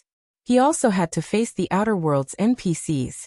While the Outer World NPCs might not have Tier 6 gods in their ranks, they were bound to have quite a few Tier 5 NPCs. And in the case of Tier 5 NPCs, so long as their status in society was sufficiently high, acquiring a legendary weapon or equipment wouldn't be difficult. Take the Branch Temple Lord of Starmoon Kingdom's War God's Temple, for example. Despite being a Tier 4, he owned 2 legendary items. Meanwhile, the difference between having and not having a legendary weapon or equipment was massive for Tier 5 NPCs. Once the light of two worlds perfectly absorbed the icy cold tree branch Shifeng held, it released a dazzling, golden glow. The divine runes on the weapon's blade also lit up gradually. After several minutes, the divine runes on the sword's blade and hilt connected and became one. Boom. The next moment, the light of two worlds released a pulse of energy that made Shifeng stumble. The magic barrier enveloping the secret room also shuddered violently and nearly crumbled. As expected of one of the 10 great legendary weapons. It's strong. Shifeng was stunned when he read the Light of Two Worlds' details displayed before him.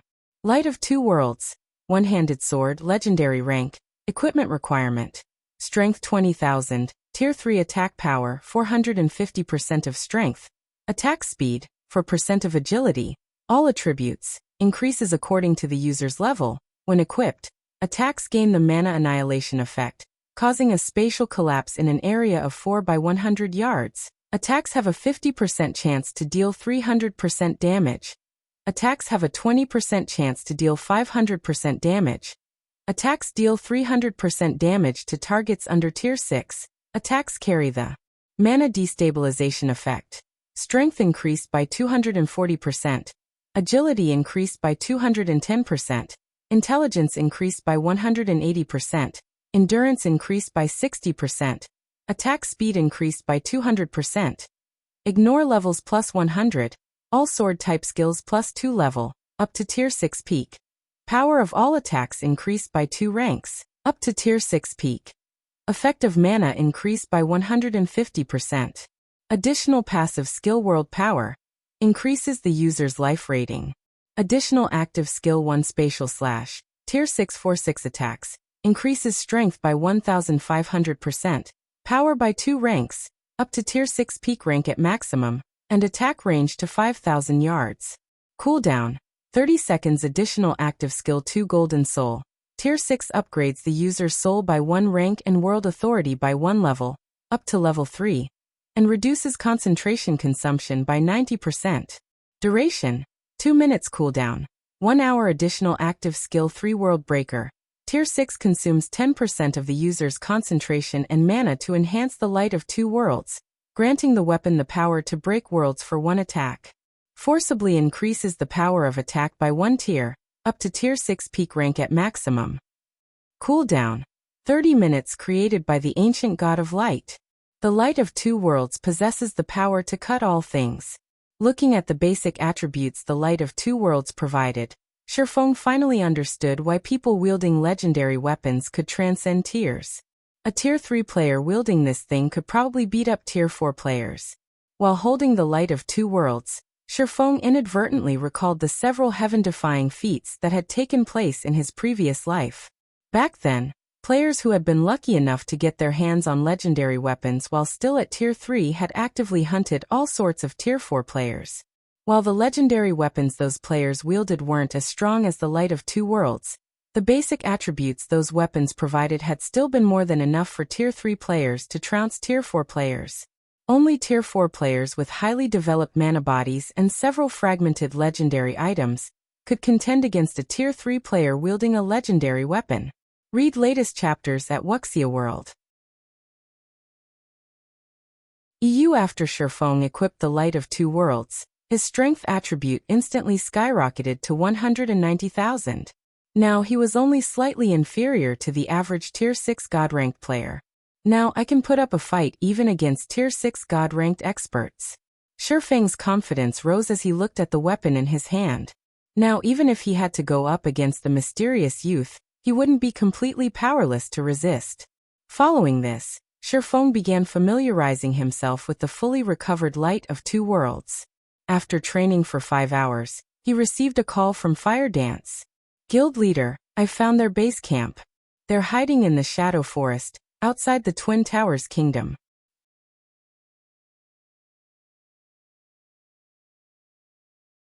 Chapter 2901. Wind rises in Twin Towers Kingdom, Shadow Forest. A 6-man scouting party led by a level 154, Tier 4 assassin slowly traversed the rainforest. Dark clouds hovered over the Shadow Forest all year round, shrouding the forest in gloom, even during hot summer days when the sun shone bright. The mist enveloping the forest also hindered players' perception, and even Tier 3 experts familiar with the terrain would lose their way if they weren't careful. Commander, we've been investigating this place for half a day now, yet we haven't found any traces of the Outer Worlds player army. Should we take a look at the other maps? A blue-clad level 142, Tier 3 assassin suggested as he looked at a tree-lined gorge. With the War of Worlds imminent, many of the Twin Towers Kingdom's player forces had dispatched scouting parties to seize the initiative. Among the scouting party's duties, the top priority was investigating the exact state of the Outer Worlds player army. Many of the Twin Towers Kingdom's forces were offering astronomical prices for the information. If one managed to get detailed information on the Outer Worlds player army, one could receive not only a level 150 epic weapon for the information, but also 200,000 credits. Hence, although many independent experts in the kingdom had fled to the Black Dragon Empire and the Dark Knight Empire, adventurer teams from the neighboring kingdoms and empires still dispatched expert players to investigate. The Sand Fox Adventurer team was one of them. The Sand Fox Adventurer team was well known in the Dark Knight Empire. Although Sand Fox's overall combat power was nothing noteworthy in the Dark Knight Empire, its scouting ability ranked among the top 10 of the Empire's adventurer teams. After the blue-clad assassin finished speaking, a level 136 assassin youth in the party suddenly jumped off the tree branch he stood on and stopped moving. He then quietly observed the empty woodland in the distance. The assassin youth's actions alerted the rest of the party, and they promptly halted their advance, not daring to move even a muscle. Blade, is something wrong with that place? The Tier 4 assassin Sky Fox asked quietly as he looked at the assassin youth. The other players in the party also looked at the assassin youth curiously.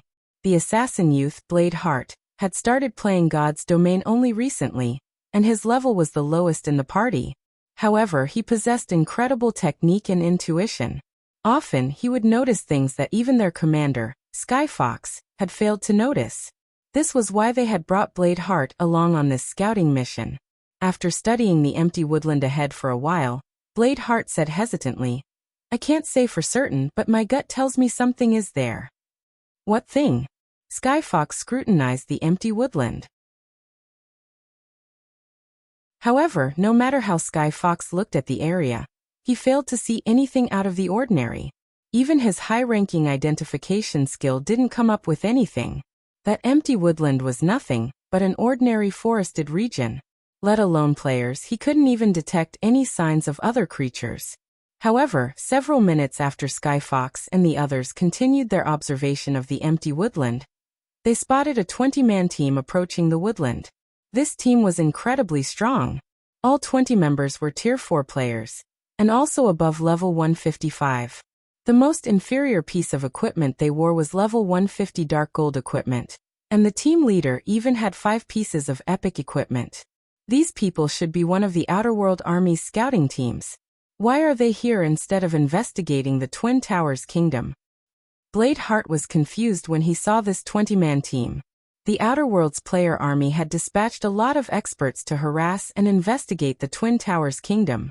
Many of the expert teams sent were led by Tier 4 experts. The 20-man team they were seeing now was definitely one of the Outerworld Army's elite forces. The other players in the party also grew confused and curious about this situation. Logically, a team of such caliber should have been dispatched to investigate the Twin Towers Kingdom's inner regions, and even cause a huge commotion in the kingdom. After all, the average player force couldn't contend against such combat power. Only first-rate guilds could possibly take on such a team. While Sky Fox and the others were wondering why this team was in this deserted location, the 20-man team suddenly stopped in the empty woodland. However, none of them got off their mounts. Instead, they simply stood there as if waiting for something. Roughly 10 seconds later, the space of the empty woodland became blurry, and a tear in the space opened up. A magic barrier? Almost all players in God's domain knew of magic barriers. However, the scene that just took place still stunned Sky Fox and his team. None of them had known that magic barriers could be used in such a manner.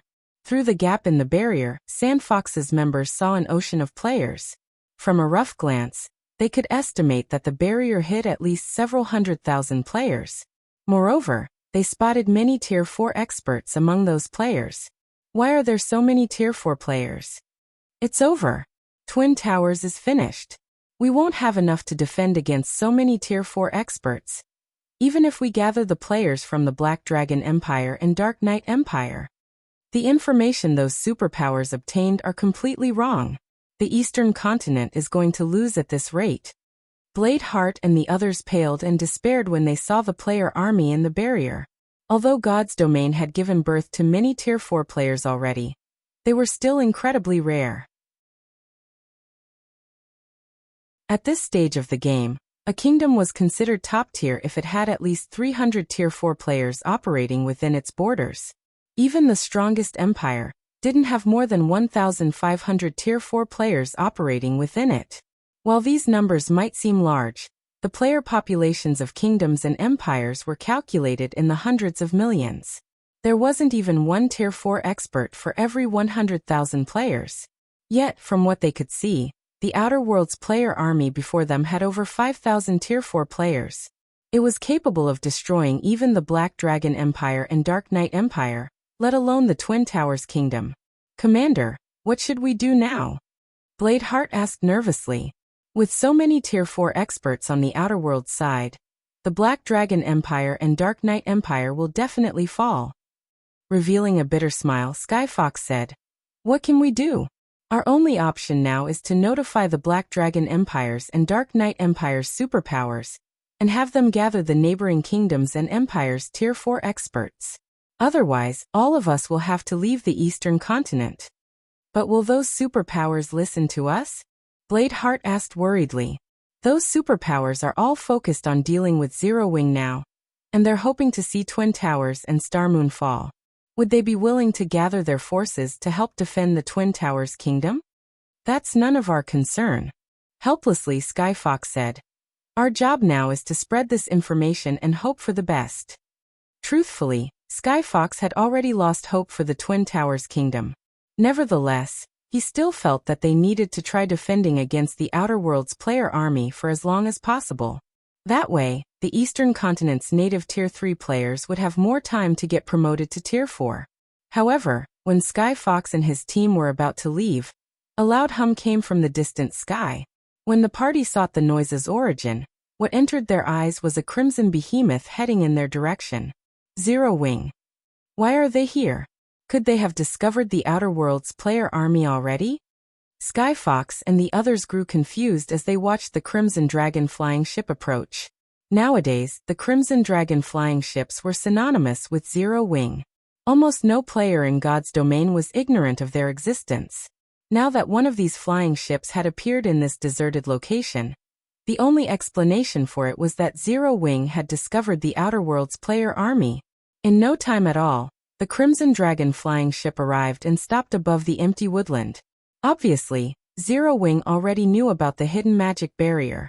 Is Zero Wing planning to attack the Outer World players? Blade Heart wondered as he looked at the flying ship. That's most likely the case, but Zero Wing probably doesn't know how many Tier 4 experts are hidden inside the barrier.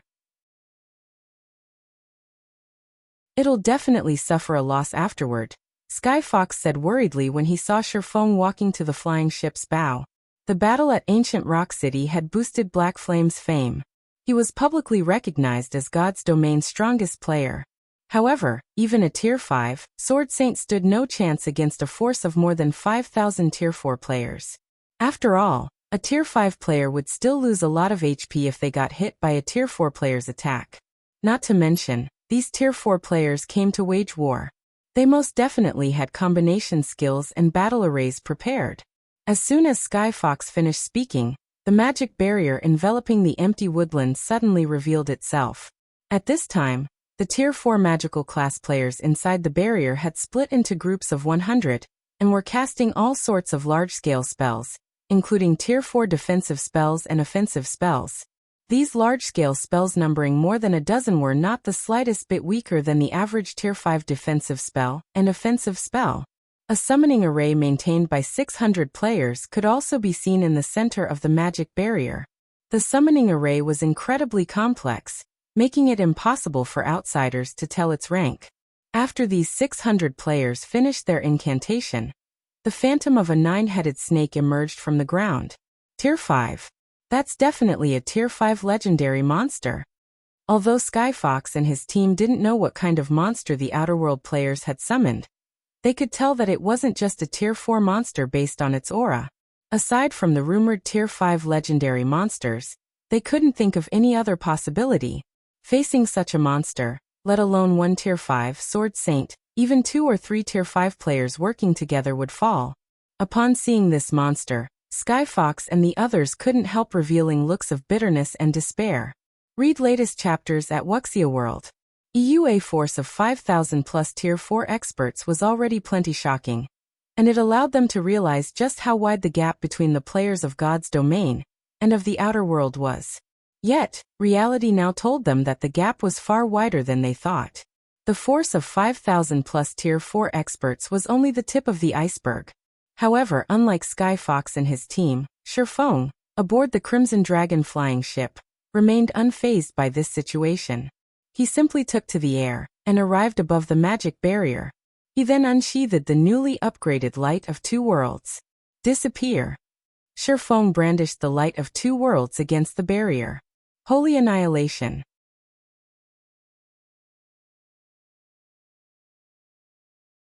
Chapter 2902. Power of Tier 6. When Sherfong brandished the Light of Two Worlds, a dazzling brilliance replaced the dark clouds overhead, and the sky itself descended to the ground.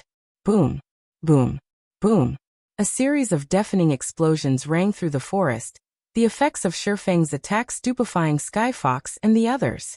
With just one attack, Sherfong destroyed all of the Outer World players' offensive spells, as well as the magic barrier protecting the Outer World players. Only after destroying several more defensive spells did the brilliant Sherfang's attack generated begin to dissipate. However, the areas Sherfang's attack passed through were now devoid of mana. Moreover, the resulting shockwave was so powerful that it reached Skyfox's party several thousand yards away, sending the 6 players smashing into trees and stifling their breath. Isn't he a little too powerful? Skyfox and the others were at a loss for words as they looked at Sherfong. All of them could tell that Sherfang's attack wasn't a skill, but a combat technique. Nevertheless, he had managed to destroy all of the Outer World players' offensive spells, and most of their defensive spells.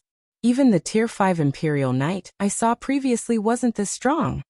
Blade Heart exclaimed. Is this the strength of God's domain's strongest player?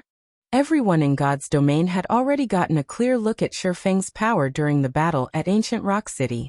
However, compared to that time, the power Shifeng had just displayed was on a whole other level. The Tier 4 combination defensive spells the Outer World players used rivaled Tier 5 defensive spells in power. Even Tier 5 NPCs needed quite a few attacks to break through a Tier 5 defensive spell. Yet, Shifeng had destroyed multiple Tier 5 offensive and defensive spells with just one attack. Such power was beyond even Tier 5 NPCs. Shifeng was practically a god who had descended to the mortal world. Black flame is it? Fighting spirit ignited in Blade Heart's eyes as he looked at Shifeng. I'm going to become as strong as him one day. At this time, Sky Fox's party wasn't the only one shocked by Shifeng's display of power. The millions of Outer World players were similarly thunderstruck. What? Why does this world have such a powerful player? He must be a demigod NPC in disguise. Even a Tier 5 player can't destroy so many large-scale defensive spells. Unlike God's Domain's players, the Outer World's players had a considerable understanding of Tier 5 existences. This was because there were already some Outer World players who had attempted to get promoted to Tier 5. Many superpowers had also clashed against Tier 5 legendary monsters before, with some even succeeding in slaying one. As far as the Outer World players knew, Tier 5 players could only hold their ground against legendary monsters. They couldn't solo one. Even experts at the Tier 5 peak standard couldn't. With so many Tier 4 players working together, they could heavily injure even a Tier 5 legendary monster, let alone a Tier 5 player. Hence, what just happened was simply unbelievable. However, unlike most of the Outer World players, the superpower executives in charge of the army reacted much more calmly to this situation. As expected of our primary target this time, I can see why 100 Ghosts is so afraid of him that they did not send anyone over this time. The 4-meter-tall man serving as the army's general said in commendation as he observed Shifeng's hovering figure. No sooner had the giant man finished speaking than the female elf standing beside him said nonchalantly, "He might be strong, but he's facing the Weeping God army now.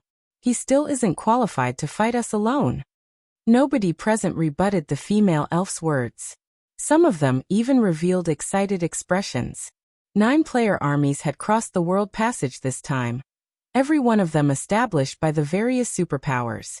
The Weeping God army was one of these 9 armies, and heading it was Land of Gods, one of their God's Domain's 7 great guilds, with the support of 4 other superpowers. And out of the 9-player armies, the Weeping God army ranked 3rd in strength. The reason behind the Weeping God army's name was its successful slaying of an ancient demigod, an existence far stronger than even Tier 5 legendary monsters.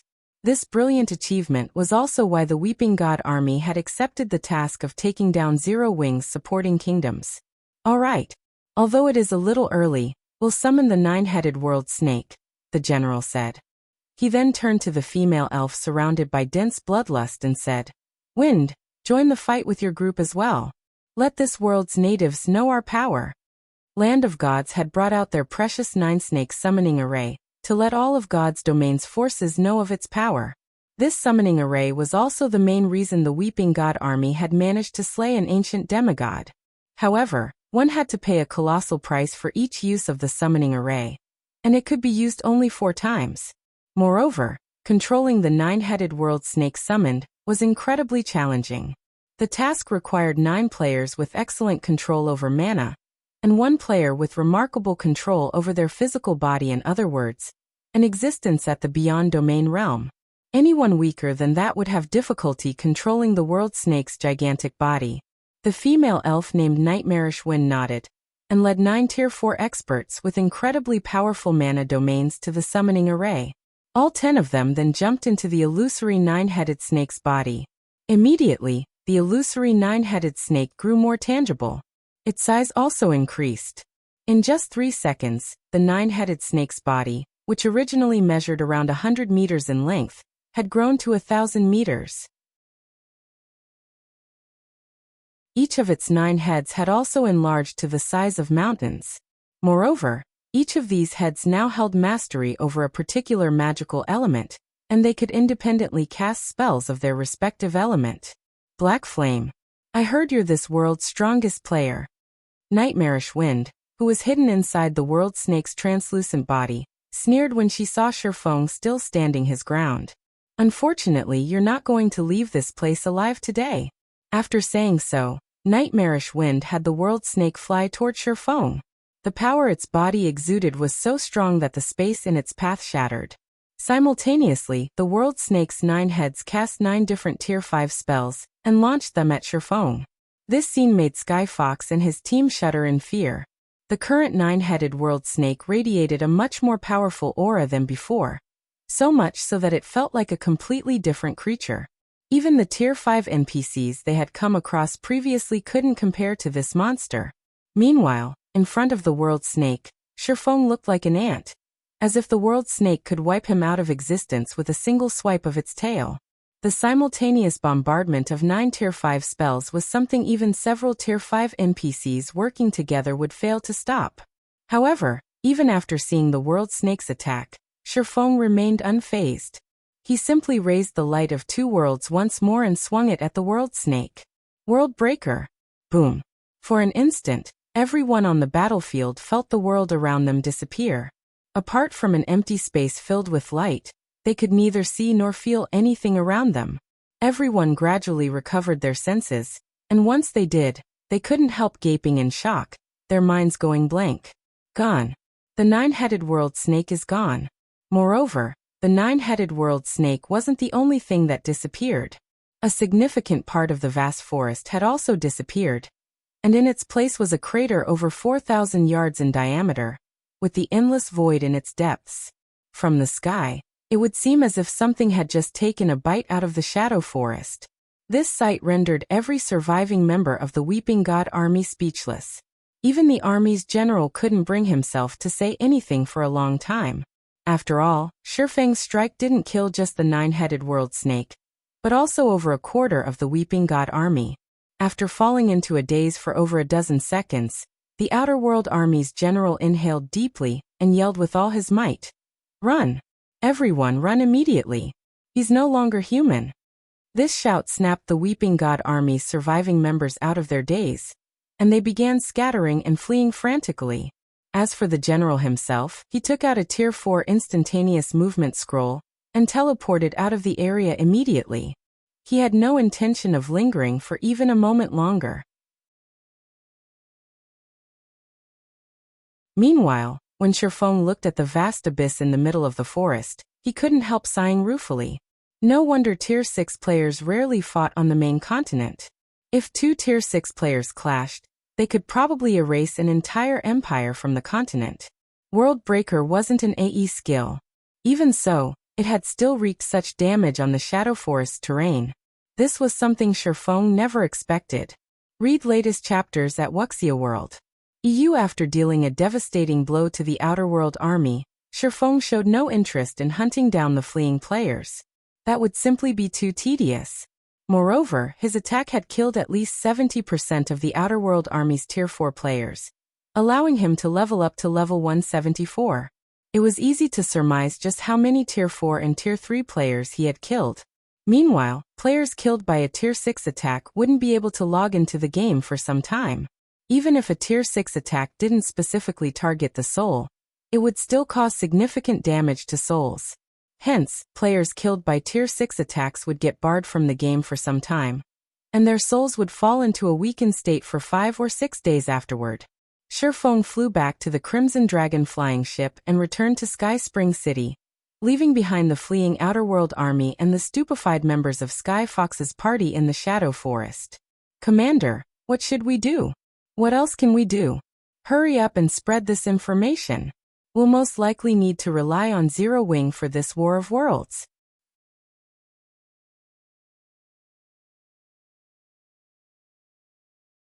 Chapter 2903. Fame shakes God's domain. Dark Knight Empire. Winter Night Border Fortress. With the opening of the Second War of Worlds, the Outer Worlds NPC army had appeared at the borders of many of the Eastern continent's kingdoms and empires. Although no full-blown battles had taken place yet, many skirmishes had occurred already. Guild leader Lu, I'm afraid things will be troublesome this time. The Outer World's NPC army is much larger than we anticipated. Although the Outer World player army we have to deal with is much smaller than those at the other empires, we'll still face a tough fight, even if we work together with the Empire's army. Hidden Cloud, the fifth-floor master of the Super Guild Nine Heavens Pavilion, said with a frown as he read the latest report on the Outer World's NPC army. If we can't even hold our side, there's no need to mention pushing back the Outer World's NPC army and taking Zero Wing's 2 cities in the Orc Empire. During the First War of Worlds, both sides had gathered all their forces at one location for a decisive battle. However, the Outer World's NPC army had acted differently this time, splitting into several dozen smaller groups and invading multiple kingdoms and empires simultaneously. Many of their targets were even empires holding strategic locations on the eastern continent. The forces the Outer World NPCs had invested into this second war were on a whole other level compared to before. Thus, many of the eastern continent's kingdoms and empires had no choice but to focus on defending their own territory. In this situation, even if the Twin Towers Kingdom and Starmoon Kingdom fell, Starlink and its several allied superpowers wouldn't be able to get the eastern continent's various kingdoms and empires to retake Starmoon Kingdom. And if Starmoon Kingdom remained in the Outer World NPC's hands, taking Zero Wing's lost Ancient Rock City and Silverwing City would also be impossible. You can rest assured, Brother Cloud.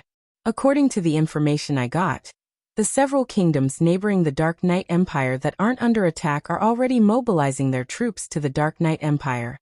Lu Tiandi said, assuaging Hidden Cloud's worries. Once these kingdoms' armies arrive, combined with the players we have here, defending against the Outer World's NPC army shouldn't be difficult.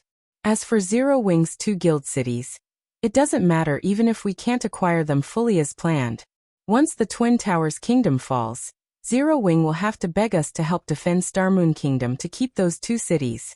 At that time, let alone obtaining shares to those 2 guild cities, we might even be able to acquire shares for Zero Wing City. After hearing Lu Tiandi's words, Hidden Cloud nodded in agreement. Although there was a slight change to their plans, the overall situation remained in their favor. The Dark Knight Empire had an advantage in players over the Outer World army, so it wouldn't be difficult to repel the enemy. After all, players did not fear death, unlike NPCs. Moreover, the Dark Knight Empire had opened its treasury to players this time. Players fighting for the Empire would receive contribution points if they managed to kill the Outer World NPCs, and these points could be exchanged for weapons and equipment. Hence, the Empire's players no longer had to worry about running out of weapons and equipment. The only uncertainty left in their plan now was Zero Wing's decision. Zero Wing could either choose to monopolize Zero Wing City's benefits and abandon Starmoon Kingdom and its 2 guild cities in the Orc Empire, or give away a portion of Zero Wing City's benefits to secure Starmoon Kingdom and those 2 guild cities. However, just when Lu Tiandi, Hidden Cloud, and the other superpowers executives present were about to continue discussing how to proceed in the current situation, a commotion suddenly erupted among the Winter Night Fortress's players. Moreover, it grew louder and louder as more time passed. This situation confused Lu Tiandi and the others, who were holding a meeting atop the fortress's wall. Guild leader. Something big happened. Suddenly, a middle-aged man approached the group of executives hurriedly and arrived before Lu Tiandi. This person was none other than Yi Kuei, Lu Tiandi's butler. At this time, Yi Kuei had an anxious expression, his usual composure nowhere in sight. What happened? Why are you in such a hurry? Lu Tiandi asked in dissatisfaction as he looked at Yi Kuei. As his butler and secretary in the guild, Yi Kuei could be considered a representative of Starlink. Yi Kuei was simply embarrassing Starlink by displaying such uncouth behavior in front of the various superpowers executives. Yi Kuei hesitated to speak as he looked at the various representatives present. From Yi Kuei's hesitancy, Lu Tiandi understood that his butler had something very important to tell him. He then said, "If you can't say it, send the information to me." Immediately, Yi Kuei forwarded the relevant information to Lu Tiandi. Although this situation piqued the various executives' curiosity, none of them said anything about Lu Tiandi and Yi Kuei's exchange. After all, Every guild had its secrets. However, roughly 10 seconds after Lu Tiandi began reading the information Ikue provided, his expression changed drastically. He even failed to control himself and shouted his thoughts. Impossible. Lu Tiandi's loss of composure surprised the various superpowers executives. Lu Tiandi had criticized Ikue for the latter's loss of composure just a moment ago. Yet he was now behaving even worse than Ikue.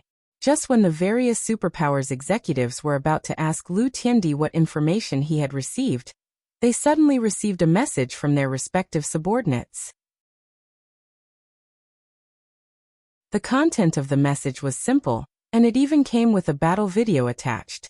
When the various executives played the battle video, what first entered their eyes was a man swinging a sword at one of the Outer Worlds player armies. However, the next moment, both a gigantic 9-headed snake and over 1/4 of the player army vanished along with a significant portion of the forest. Afterward, the remaining Outer World players scattered and fled the area.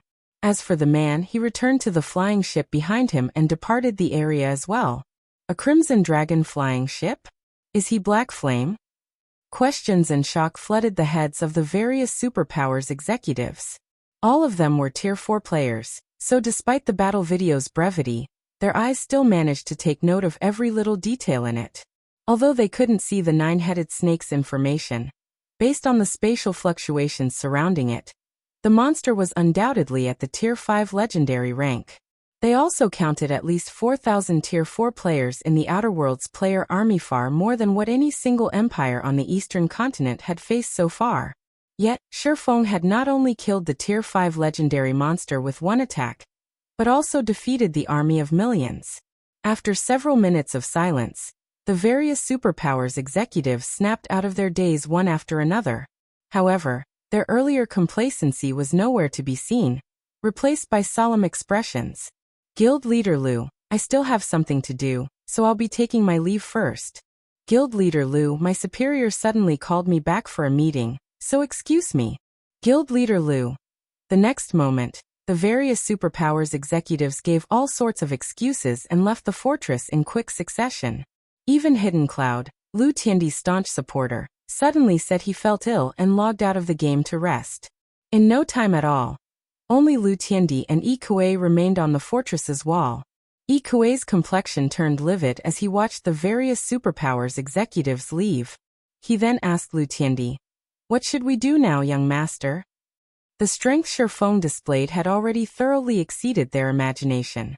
After the battle in the Shadow Forest, Ikue could already foresee the Outer Worlds players abandoning their attack on the Twin Towers Kingdom and Star Moon Kingdom.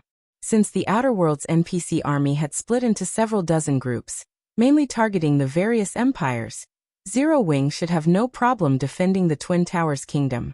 Not to mention, Shifeng could solo Tier 5 legendary monsters. So long as he didn't foolishly rush into the NPC army's base camp, killing the Outer Worlds NPCs would be a cakewalk for him. In contrast to Zero Wing's situation, Starlink's situation was absolutely abysmal. If they went by the reactions of the various superpowers executives, these superpowers intended to abandon Starlink. We haven't lost yet, Lu Tiandi said as he sent a cold glare at Ikue. Black Flame is the core of everything. So long as we deal with Black Flame, everything else will be simple. But Black Flame's strength is extraordinary. The Grandmasters the various corporations sent last time are still lying in the hospital, Ikue said. Ikue had received a fright when he heard this news back then. That was a force of 14 half-step Grandmaster and Grandmaster level experts.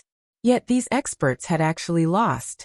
Moreover, according to them, Shifeng had defeated them all by himself.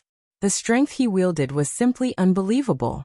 Moreover, the Grandmasters in the group even judged that Shifeng was most likely a mental strength master already.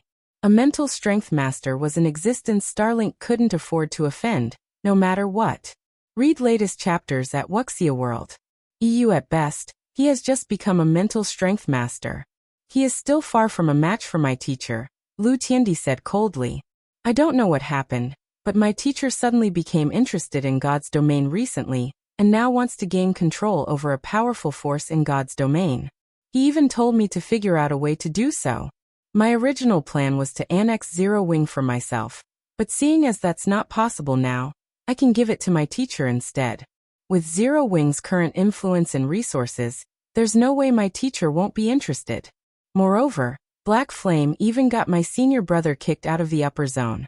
Given my teacher's personality, he will deal with Black Flame, even if Black Flame is now a mental strength master. Lu Tiandi no longer held any hope of annexing Zero Wing's resources. Nevertheless, he couldn't let Shifeng off the hook so easily. After Lu Tiandi finished speaking, he assigned some tasks to Ikue and logged off to contact his teacher. In the meantime, the various powers of God's domain had also received news of Shifeng defeating one of the Outer Worlds player armies. The superpowers were shaken for a time, and their fear of Zero Wing skyrocketed. Some superpowers even began planning to convey good intentions to Zero Wing. However, Shifeng wasn't present in God's domain to receive any of these good intentions, as he had promptly logged out of the game after returning to Sky Spring City. This was because today was the day he would receive his large mansion.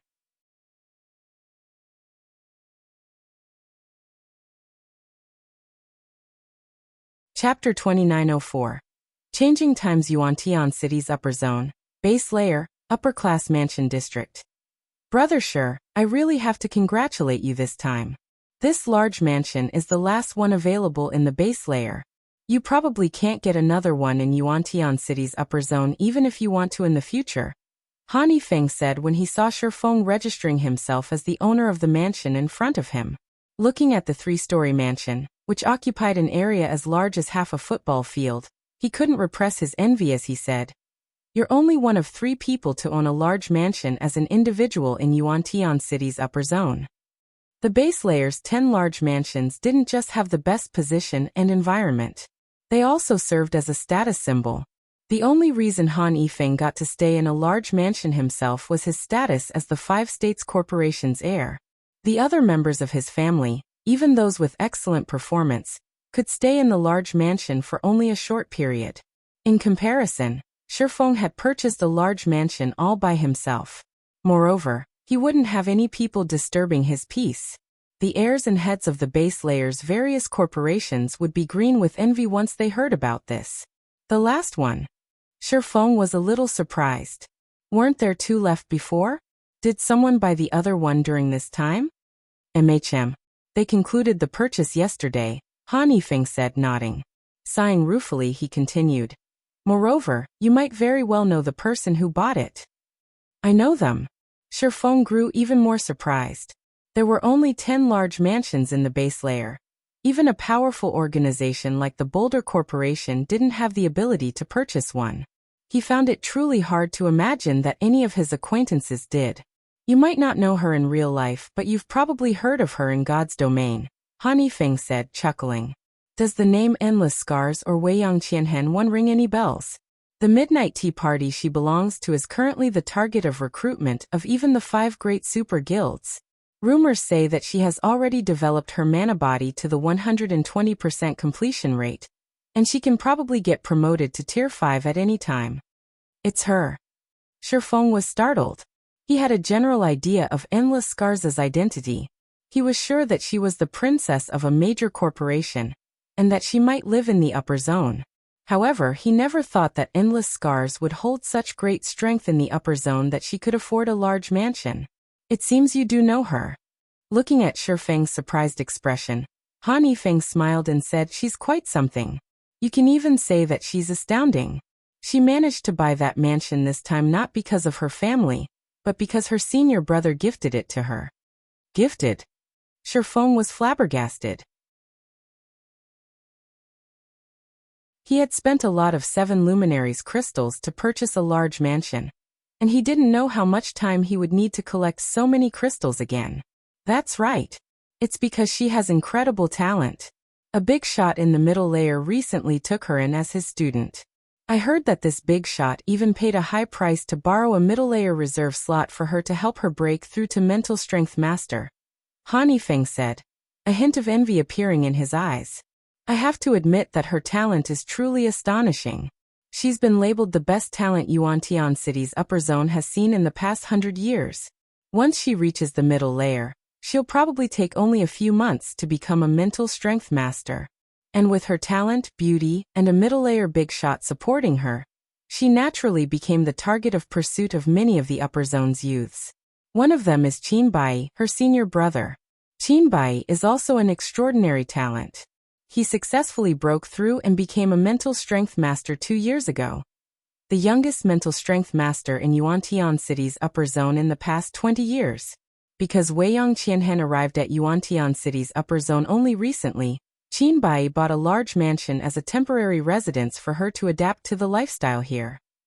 Having spoken up to this point, Han Yifeng, who was normally indifferent to his surroundings, betrayed some yearning for the woman named Weiyang Qianhen. After all, mental strength masters were incredibly rare, and a beautiful mental strength master was rarer. However, before Han Yifeng could fantasize for long, Shifeng interrupted him, asking, "Young Master Han, do I need to go through any procedures to let other people live in this mansion long term?" Feng Shihan had transferred 10 upper zone reserve slots, and he had already assigned them to Fire Dance and the others. The ordinary housing unit couldn't accommodate them all. Meanwhile, one would enjoy vastly different treatment depending on whether one had housing or not. A housing status didn't just signify that one had lodging. It also determined the exercise equipment and food one could gain access to, among other things. Those without housing could only enjoy the most common training facilities and food. If one wished to eat better food or rent the upper zone's high-tech training facilities, one needed to have housing status. "There are some," Han Yifeng said, nodding. "All you need to do is register their identities at the Green God Tower. If you're not familiar with anyone there, you can come with me. It so happens that I also need to register someone to my mansion." At this point, Han Yifeng no longer dared underestimate Shifeng. In fact, he had even begun placing great importance on Shifeng. Shifeng's defeating multiple Honglian grandmasters all by himself aside, just the position and resources Zero Wing currently held in God's domain already made the guild worthy of befriending for the upper zone's various organizations. After all, 7 luminaries crystals couldn't be acquired easily in God's domain. "I'll have to trouble you then, young Master Han," Shifeng said. Although Shifeng understood Han Yifeng's motives, he didn't reject the other party's goodwill. His partnership with Han Yifeng might be a long-term one, as he was severely lacking in resources and trade points. Meanwhile, the 5 States Corporation possessed great influence in Yuantian City's upper zone. There should be a lot of things they could partner on in the future. Following this, Han Yifeng gave Shifeng a rundown on the basics of the large mansion. Then, the two made their way to the Green God Tower. The Green God Tower's lobby was as crowded as ever. Members of corporations and internal members of the Green God Company were lined up, waiting to exchange for various potions. These people easily numbered over 1,000, and more were still joining the line. The situation at the housing registration counter wasn't the slightest bit inferior, either. When Shifeng and Han Yifeng entered the exchange center, a young and beautiful girl wearing a short-sleeved t-shirt and denim shorts noticed them. She immediately strode over with her long legs and approached them in a sprightly manner. Upon seeing the approaching girl, Han Yifeng turned to Shifeng and said, "This is my younger cousin Han Rongrong. The family recently decided to have her live in the mansion because of her talent." When Shifeng saw the lively girl in front of him, he was somewhat surprised. Firstly, it was because of Han Rongrong's talent. From what he could tell, the girl was only around 16 or 17 years old, yet she had already reached the half-step Honglian Grandmaster standard. Secondly, it was because Han Rongrong's appearance resembled the famous Chaos Witch of his previous life. Although Chaos Witch was labeled a witch, she didn't actually play a magical class in God's domain. Instead, she was a guardian knight. Unlike Gentle Snow and Phoenix Rain, who had risen to fame early on in God's domain, Chaos Witch had joined God's domain 2 years after its launch. However, her rise was rapid, getting promoted to Tier 5 in less than 2 years. She had also become one of God's domain's 12 sacred guardian knights, and had been only half a step away from getting promoted to Tier 6. "Hello. My name is Han Rongrong. I heard a lot about you from my cousin. He says you're very strong. If there's an opportunity, we must have a spar with each other." Han Rongrong said as she looked at Shifeng with eyes sparkling with curiosity and fighting spirit. Rongrong, stop messing around. Brother Shi can defeat even Honglian grandmasters. Someone who isn't even a Honglian grandmaster has no business challenging him. Han Yifeng said as he glared at Han Rongrong. After taking a deep breath, he continued, let's head to the VIP hall to get the residence registration done. However, Han Rongrong paid no heed to Han Yifeng's scolding. She even made a funny face at Han Yifeng. While following behind her cousin, she quietly observed Shifeng, the rumored extraordinary expert. The Green God Tower's VIP hall, located on the 22nd floor, was dedicated to receiving people of a certain status in the base layer. The base layer's average resident couldn't come here, even if they wanted to. Only heirs of major corporations like Han Yifeng had the qualifications to do so. However, the so-called VIP hall wasn't anything special. It merely functioned as a specialized housing registration center. VIPs seeking to exchange for points and items still had to line up downstairs like everyone else. When Han Yifeng, Shifeng, and Han Rongrong entered the VIP hall, they found it nearly empty. Read latest chapters at Wuxia World. EU, however, upon seeing a group of 5 in the hall, Han Yifeng couldn't help tensing up. Of the 5, 4 were male, and 1 was female. 3 of the 4 males were the top 3 rankers of the current contribution competition, while the last was a young man clad in white. As for the female, she was a beautiful young woman in a blue dress with an indifferent expression. Currently, the 4 males surrounded the woman. This woman was none other than Weiyang Qianhen, or Endless Scars, the person Han Yifeng mentioned earlier. When Shifeng's group entered the hall, Weiyang Qianhen shifted her gaze toward them. Before Shifeng and the others could react, she suddenly made her way toward them, causing Han Yifeng to widen his eyes in shock. Shifeng, right? Or should I call you Guild Leader Black Flame? Weiyang Qianhen said, smiling faintly as she took in Shifeng's dazed expression. You deceived me so badly before.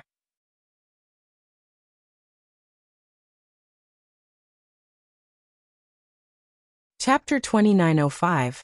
High-grade authority. When Weiyang Qianhen finished speaking, both the men tagging along with her and Han Yifeng turned to look at Shifeng in disbelief.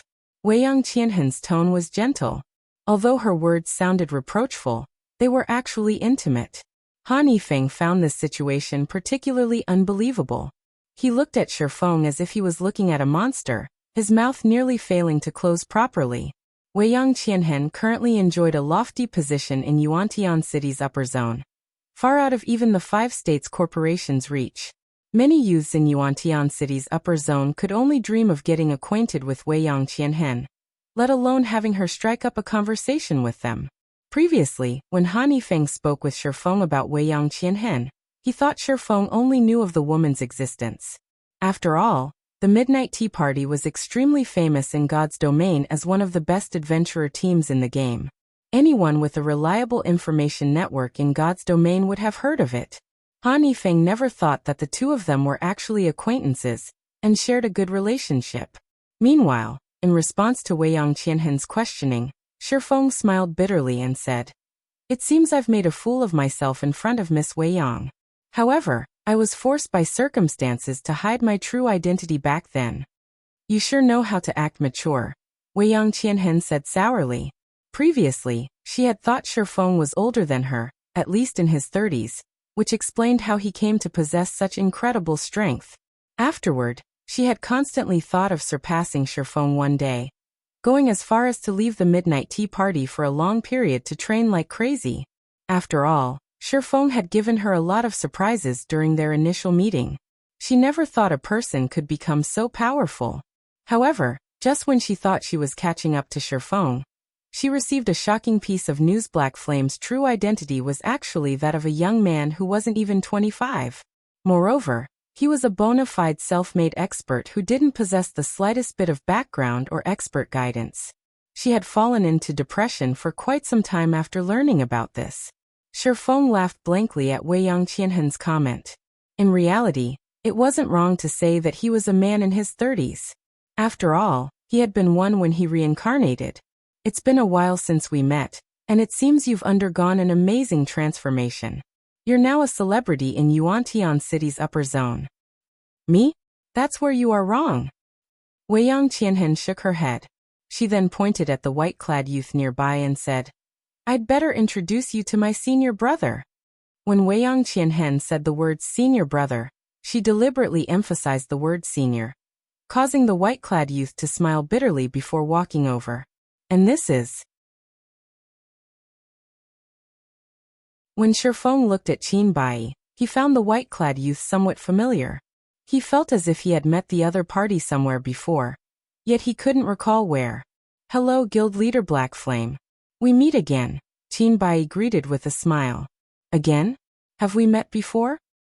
Shifeng grew confused when he saw Qin Bai greeting him like an old acquaintance. Of course you've met. He likes to act mature, exactly like you. Weiyang Qianhen said as she glared at Qin Bai, gritting her teeth slightly. Smiling awkwardly, Qin Bai said, Let me introduce myself. You can call me by my real name, Qin Bai. You can also call me by my game ID, Breeze Wine. Breeze Wine? You're Breeze Wine? Shifeng was startled when he heard Qin Bai's words. Breeze Wine was the Midnight Tea Party's commander, someone Shifeng had met and was relatively familiar with. However, the white-clad youth in front of him had a completely different look and bearing from Breeze Wine's wildness and boldness. While Shifeng was feeling surprised, Han Yifeng, who stood beside him, was deeply shocked. Qin Bai was not only a mental strength master, but also the youngest mental strength master in Yuantian City's upper zone. Who would have thought that a mental strength master was actually the commander of a 20-man adventurer team? Yet, God's Domain's various super first-rate guilds and super guilds had ignorantly used threats against the Midnight Tea Party to recruit the adventurer team. Those superpowers were simply tired of living. Don't mind it, Qin Bai said awkwardly when he saw the surprise on Shifeng's face. I wasn't hiding it. Playing God's Domain is just one of my hobbies. After hearing Qin Bai's introduction, Shifeng finally understood how Weiyang Qianhen managed to catch the eye of a middle-layer big shot. It was very likely due to Qin Bai's introduction. Shifeng also understood why the Midnight Tea Party wasn't afraid of the various superpowers, and could continue existing all this time. With Qin Bai's status, which superpower in God's Domain would dare offend him? Seeing Shifeng in deep thought, Qin Bai took the initiative to say, Guild Leader Black Flame, you and your friends must be here to register your housing status as well, right? We are also here to deal with housing matters. Why don't we get it done together? I'll be in your care then, Shifeng said, accepting the offer. There were still a few people lined up, waiting to get their business done in the hall. If Qin Bai was willing to help expedite the procedure, it was naturally good news for Shifeng. After all, the sooner he got gentle snow and aqua rose into the large mansion, the sooner he could alleviate the stress on their mind. Naturally, Han Yifeng also didn't refuse the offer. He wanted nothing more than to establish a connection with Qin Bai right now. Although the Five States Corporation had a solid foundation in the base layer, the influence the corporation held in the upper zone was still insignificant compared to Qin Bai's.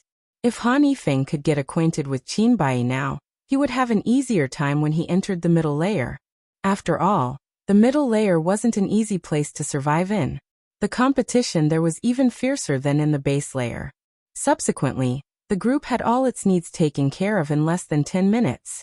When the group arrived at the Green God Tower's entrance, and was about to part ways, a commotion erupted from the street outside.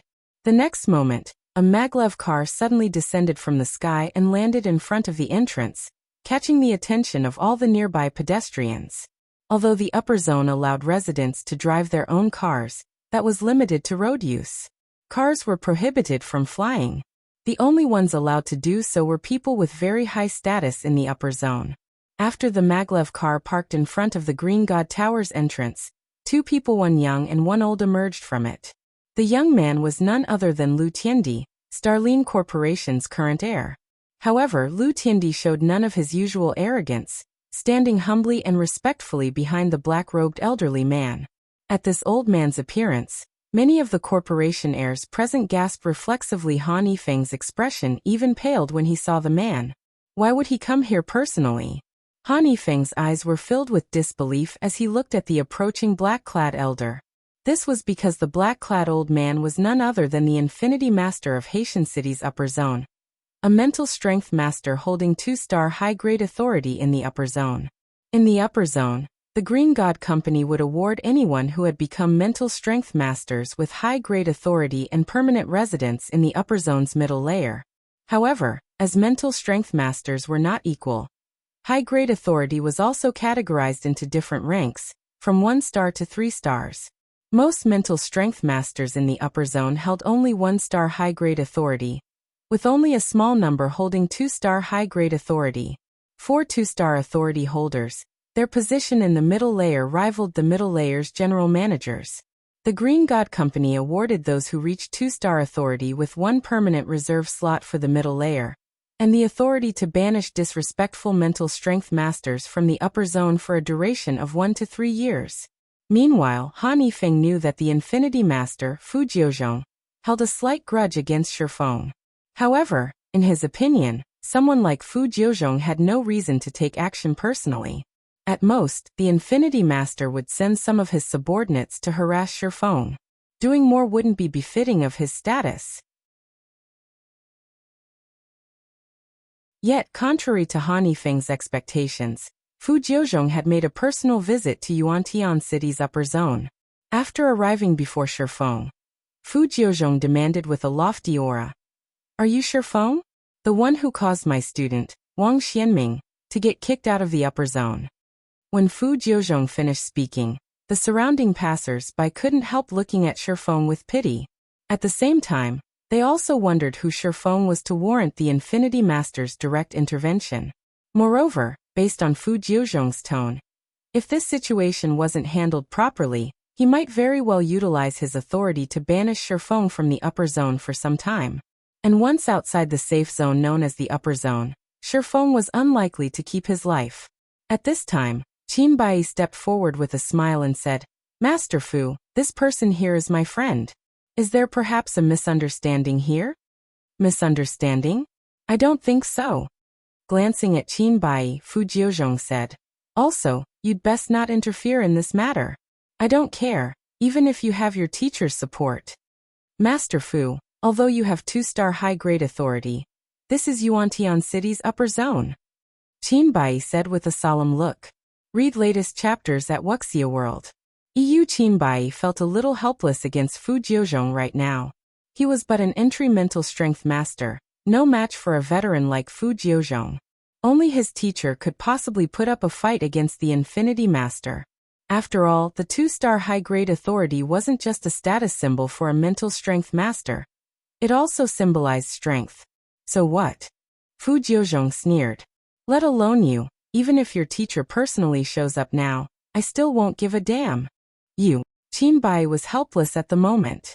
If Fu Jiuzhong intended to abuse his authority now, Bai Qini wouldn't be able to do anything about it with only his 1-star high-grade authority. After all, these were the Green God Company's rules. As for what kind of excuse Fu Jiuzhong would give to get the Green God Company to banish Shifeng from the upper zone, he could simply trump up random offenses. However, as Qin Bai was thinking of how to buy time and get his teacher to come and help, Shifeng suddenly stepped forward. "Wang Xianming, is it?" Looking at Fu Jiuzhong, Shifeng responded neither humbly nor arrogantly. "If you're talking about that home intruder, I am indeed the one who handed him over to the Green God Company. May I know what guidance you have to provide, Master Fu?"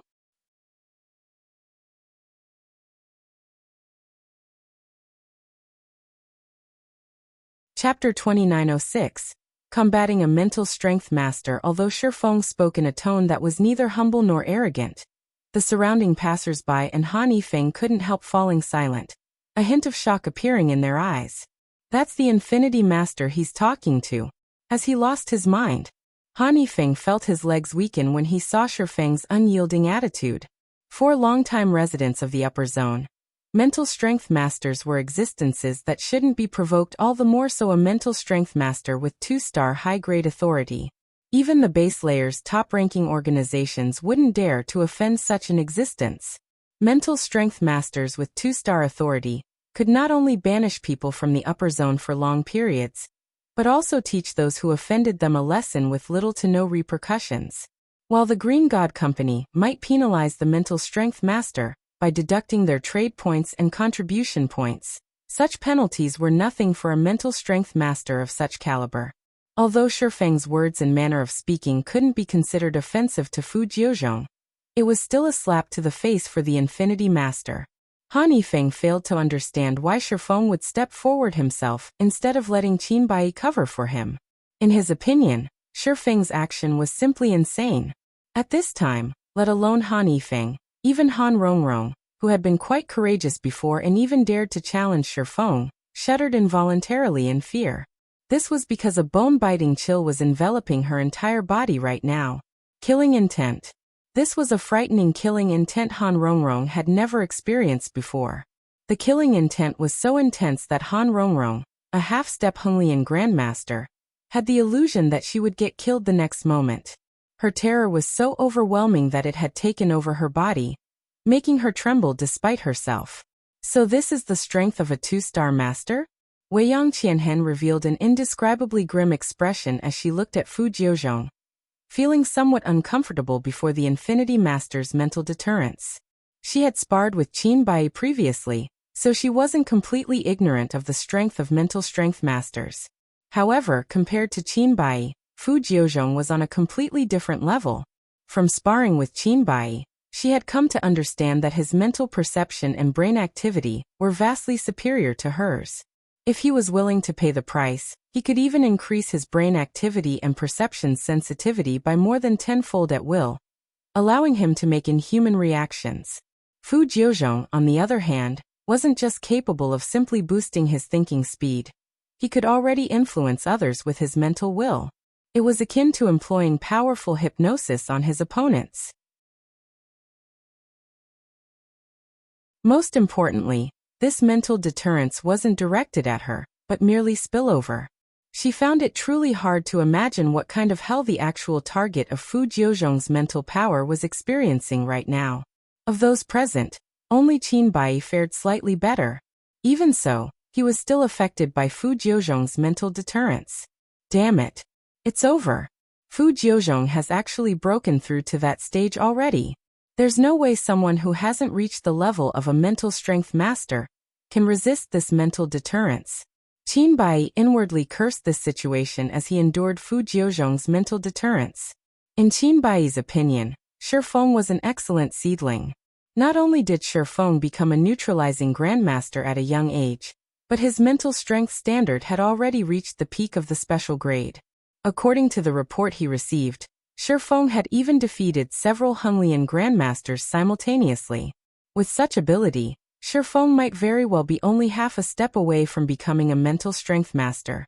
Originally, Qin Bai planned to learn more about Shifeng, and then introduce Shifeng to his teacher. However, all of his plans were ruined now. Mental deterrence was something that liberated a person's deepest fears. For this reason, it was normal for the minds of people subjected to mental deterrence to collapse. If a person had weak willpower, they might even die on the spot. Even people with very strong willpower would suffer trauma when subjected to mental deterrence, which would impact their future mental growth. Normally, only 3-star mental strength masters could exhibit mental deterrence. Although Fu Jiuzhong's mental deterrence wasn't as strong as an actual 3-star master's, his use of this technique proved that he was already close to reaching the 3-star standard. He might have already taken a step into the stage. However, when Qin Bai turned to look at Shifeng, he was stunned. How is this possible? Fu Jiuzhong had clearly directed his mental deterrence at Shifeng. Yet, apart from wearing a slightly solemn expression, Shifeng showed no fear or discomfort on his face. It was evident that he could withstand the Infinity Master's mental deterrence. In fact, he was enduring it much better than even Qin Bai. Fu Jiuzhong remained mostly unfazed even after seeing Shifeng's reaction, sneering. I initially had suspicions when I heard Tiandi say you might have become a mental strength master already, but I didn't think you had really become one. When Fu Jiuzhong finished speaking, everyone present turned to Shifeng in disbelief. Han Yifeng, in particular, was thunderstruck by this revelation. Is he still human? The first time Han Yifeng met Shifeng, The latter was merely the guild leader of a large guild. Although Shifeng possessed some strength at the time, it was still insignificant in Han Yifeng's eyes. The next time they met, Shifeng had already become a resident in the upper zone, with a considerable amount of resources that could be traded for contribution points. Now, Shifeng had even become a mental strength master, an existence many corporations operating in the upper zone's base layer feared. Shifeng's growth speed was simply out of this world. Han Yifeng wasn't the only one shocked by this revelation. Qin Bai similarly felt his heart pounding madly. A mental strength master under the age of 25? Previously, Qin Bai still had his doubts about Shifeng being a mental strength master. However, since Fu Jiuzhong had said so, then it must be true. Nevertheless, he found it difficult to digest this information. Mental strength masters were special existences in the upper zone, the goal of countless young talents. However, typically, one could already be proud of oneself if one became a mental strength master by the age of 60 or 70.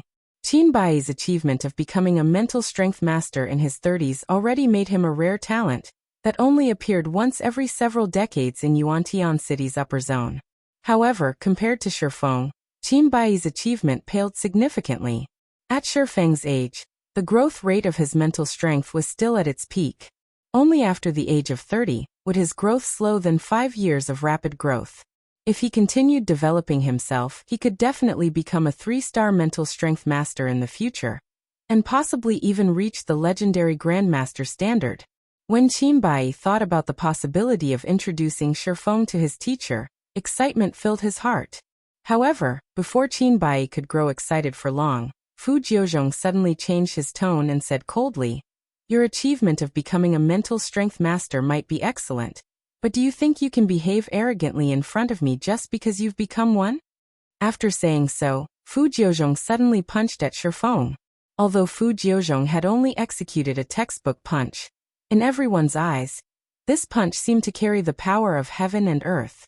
The power of this punch was unstoppable, and everyone instinctively tried to run away. Not good.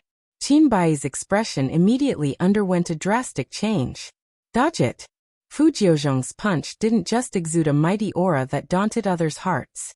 The Infinity Master had also removed the limiters on his body to exhibit 100% of his body's strength. Moreover, he had perfectly concentrated this strength into his fist. Even a bona fide 3-star master would have difficulty blocking this punch. It was evident that after seeing Shifeng's true potential, Fu Jiuzhong intended to cripple Shifeng to rid himself of a future threat. Shifeng, the target of Fu Jiuzhong's punch, understood how powerful the oncoming attack was. Fu Jiuzhong's fist wasn't the only threat like most people thought. There was also the intent from the Infinity Master's fist. Although the fist intent didn't have a tangible form, it was by no means harmless. Moreover, even if Shifeng could evade Fu Jiuzhong's fist intent, he couldn't dodge the punch itself. And although Shifeng didn't know how powerful Fu Jiuzhong's punch was, he had a hunch that if he allowed the fist to connect, he would end up either crippled or dead. And worse, he couldn't stop the punch with his current strength utilization technique. This was because he was currently incapable of removing all of the limiters his brain placed on his body. Read latest chapters at Wuxia World. You know, I will not let things end like this. As Shifeng watched Fu Jiuzhong's fist moving closer and closer to him, his brain raced, thinking of ways to block the punch. When Fu Jiuzhong's fist was only half a meter away, a potentially viable technique suddenly occurred to Shifeng, a technique he had wanted to use in the real world all this time, but couldn't due to physical fitness and mental capacity limitations. Block it. With a shout, Shifeng concentrated the strength of his body and removed the limiters on his 2 arms. He then brandished his arms as if he were brandishing swords and instantly executed the sword technique he had used thousands of times in God's domain. Swords transmigration.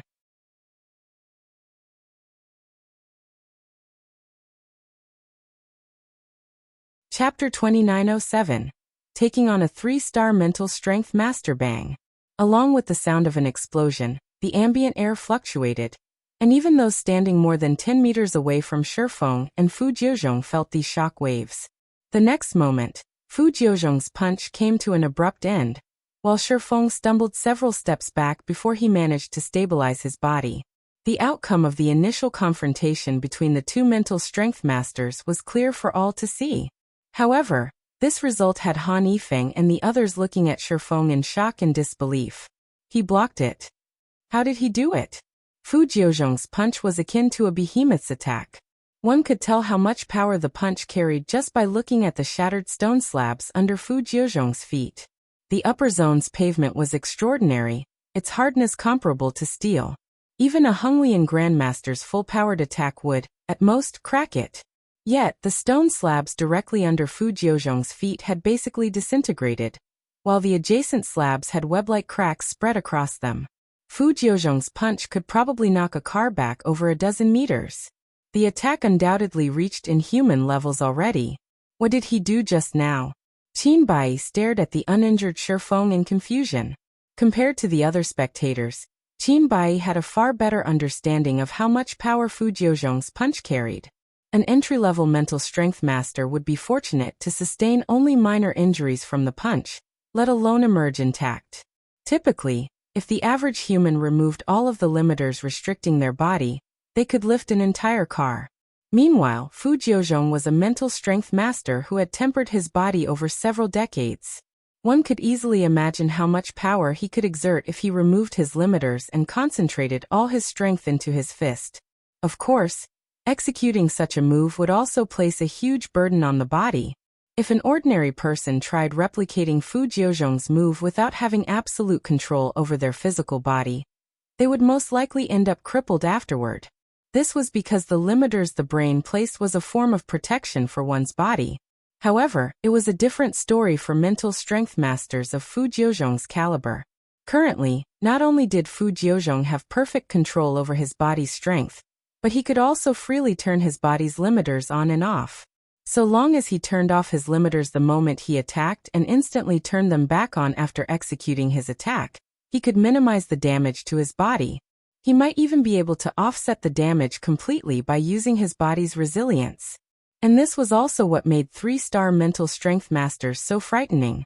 On the other hand, Shifeng was evidently incapable of removing all of his body's limiters right now. Yet, by relying on a strange technique and incredible speed, he had successfully blocked Fu Jiuzhong's punch. More precisely, he had deflected the power of the Infinity Master's punch, and received only part of the attack's power and impact. This feat was simply incredible.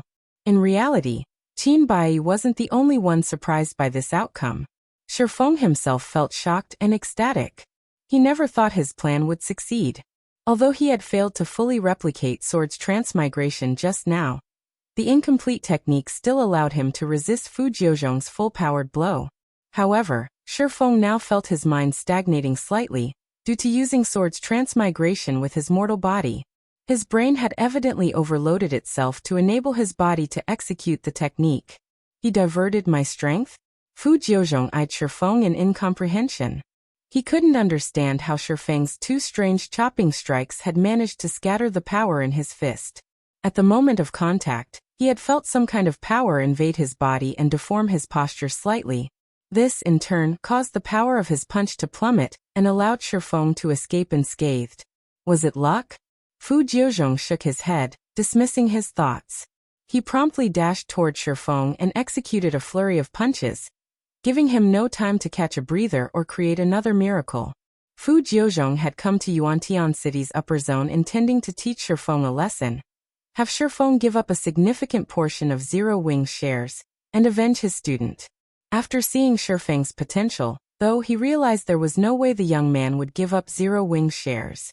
However, reconciliation between them wasn't possible after Fu Jiuzhong had sent the various corporations' experts after Shifeng. Fu Jiuzhong also couldn't forgive the arrogant behavior Shifeng took in front of him. Hence, only one path remained open to Fu Jiuzhong: crippling Shifeng, and utilizing his mental deterrence to arouse Shifeng's inner fears. Even if Shifeng was a mental strength master, this would still leave an indelible trauma in his heart. If that happened, Shifeng's future as a mental strength master would be over. And while Fu Jiuzhong would suffer repercussions from the Green God Company afterward, the penalty wouldn't be anything severe. After all, there was no way the Green God Company would choose to lose a 3-star mental strength master after already losing a young talent. Fu Jiuzhong executed his punches with all his might, without a fixed pattern. Of course, with how fast his attacks were, Fu Jiuzhong couldn't concentrate all his strength into every punch. Hence, the punches he currently executed were significantly weaker than his first one. Even so, they still weren't attacks an ordinary mental strength master could receive. Afterimages of Fu Jiuzhong's fists filled the space between Fu Jiuzhong and Shifeng. Even ordinary mental strength masters, who could amplify their perception by more than 10-fold, couldn't adequately capture every one of these punches with their senses. Is he nuts? Shifeng's complexion changed as he faced Fu Jiuzhong's attacks. Even an expert of Fu Jiuzhong's caliber would suffer serious injuries if he executed so many attacks without any limiters. The fact that he was doing so was simply ridiculous. However, Shifeng also had to admit that Fu Jiuzhong's attacks were effective. He could hardly keep up with the attacks, let alone execute swords transmigration to deflect them. When Fu Jiuzhong's punches were about to reach him, Shifeng gritted his teeth and liberated the limiters on his muscles once more. He then brandished his arms as if they were 2 long swords. Swords orbit. Bang. Bang. Bang. Less than 1 meter separated Fu Jiuzhong and Shifeng as they clashed in front of the Green God Tower. Although none of the surrounding pedestrians could see the arms of either mental strength master, the numerous thunderous explosions and shock waves made everyone feel as if they were standing in a storm. 2 seconds into the clash, Shifeng began retreating step by step, evidently at a disadvantage. And although Shifeng had successfully deflected all of Fu Jiuzhong's punches thus far, his complexion grew paler and paler as time passed. Let's see how long you can last. Fu Jiuzhong sneered when he saw Shifeng's poor complexion. Although Fu Jiuzhong was sustaining heavy damage by executing so many attacks with his limiters fully liberated, the damage wasn't unbearable. At worst, he would have to consume life potions for a month, but all his injuries would eventually disappear as if they never existed. However, it was a different story for Shifeng. If the young man failed to hold on now, he would be crippled in the future. The seconds ticked by one after another. Qin Bai, who was watching the entire fight, grew increasingly anxious. "Senior brother, is there nothing you can do?" Weiyang Qianhen asked when she saw Shifeng's ashen face.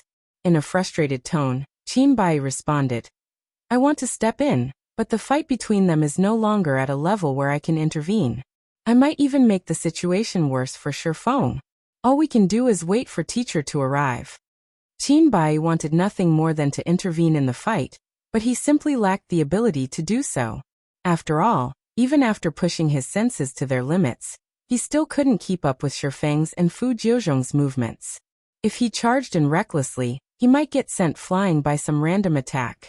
10 seconds into the fight, Fu Jiuzhong's complexion began turning red, while Shifeng's turned deathly pale. A look of deep fatigue also surfaced in Shifeng's eyes, and it was evident he could last only a few more seconds. Die. Fu Jiuzhong accelerated his punches when he noticed Shifeng faltering. He planned to end the fight right here and now. Upon seeing this, Qin Bai reflexively closed his eyes, while Weiyang Qianhen's complexion turned grim. Just as Fu Jiuzhong's fists were about to overwhelm Shifeng's defense, a rebuke suddenly echoed in everyone's ears. "Both of you stop fighting this instant." Although this voice wasn't deafening, it still stimulated everyone's mind and compelled them to obedience. Among those present, only Fu Jiuzhong, Shifeng, and Qin Bai remained mostly unaffected by the voice. However, immediately afterward, an incomparably powerful mental deterrence assaulted Fu Jiuzhong and Shifeng, causing them to stumble back several steps. This scene amazed the surrounding spectators, and everyone couldn't help wondering about the identity of the voice's owner. When everyone turned toward the voice's origin, what they saw were 2 people walking out of the Green God Tower's entrance. One was a beautiful woman with her black hair tied into a ponytail, and the other was a white-clad old man walking with a hunched back and a cane. Most of the people present quickly recognized the woman.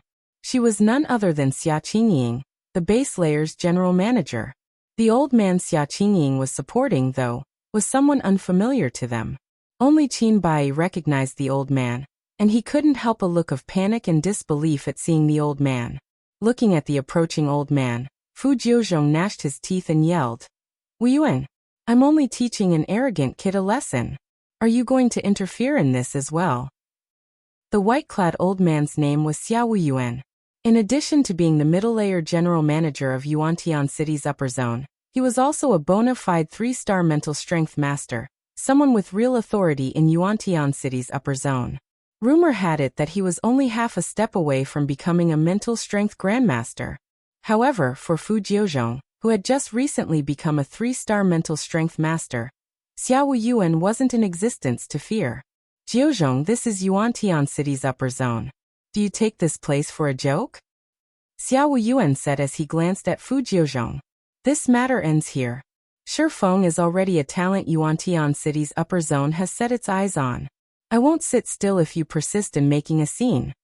Xia Wu Yuan's words thundered in Fu Jiuzhong's ears, causing his expression to turn ugly. Fu Jiuzhong then glared at Shi Feng and said coldly, "Consider yourself lucky today, kid. However, don't think you'll be as lucky next time."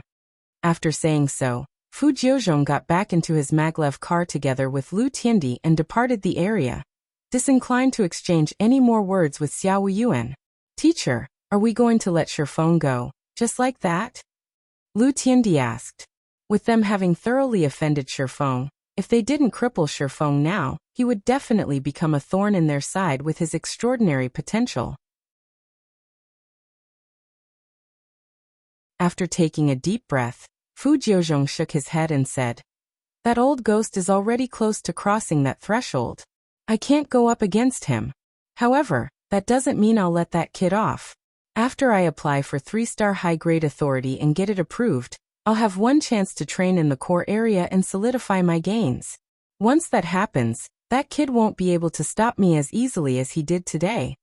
Lu Tiandi breathed out a sigh of relief at Fu Jiuzhong's words. If Fu Jiuzhong could train in the upper zone's core area even for a short period, he would definitely return stronger, and would have a much easier time dealing with Shi Feng.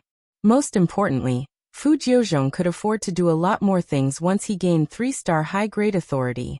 Read latest chapters at Wuxia World.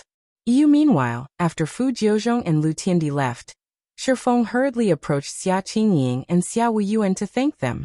If not for Xia Wu Yuan's intervention, Shi Feng really would have succumbed to Fu Jiuzhong's attacks. "This little fellow has quite the talent," Xia Wu Yuan thought to himself as he scrutinized Shi Feng. He then said, "Qingying mentioned you to me before. She said you were even more talented than Bai. I initially thought she was joking, so it is fortunate I had some business here today. Otherwise, Fu Jiuzhong would have crippled you. Thank you for helping me, Elder Xia." "Thank you as well, General Manager Xia," Shi Feng said as he looked at Xia Wu Yuan and Xia Qingying nodding at Shi Feng. Xia Qingying said, "You really surprised me. Although I've long since known you would become a mental strength master sooner or later, I didn't expect you to break through in such a short time. It seems I didn't invite my grandfather here in vain." Shi Feng grew a little awkward after hearing Xia Qingying's words, unsure of how to explain himself. After all, his rapid growth was a complete accident. "Ahem, that's enough talking. You'll have plenty of chances to talk in the future," Xia Wu Yuan said, faking a cough. He then looked at Shi Feng and said, "Kid, now that you've become a mental strength master, come with me to the middle layer." You're tuning in to the Li Mei's Wuxia Whispers YouTube channel. We're so grateful for your support, and don't forget to subscribe to join us on this incredible journey through captivating stories. Your generosity through donations truly makes a world of difference, as it's the primary source of revenue that allows me to expand and enhance this channel for you. Thank you from the bottom of my heart for being a part of this adventure.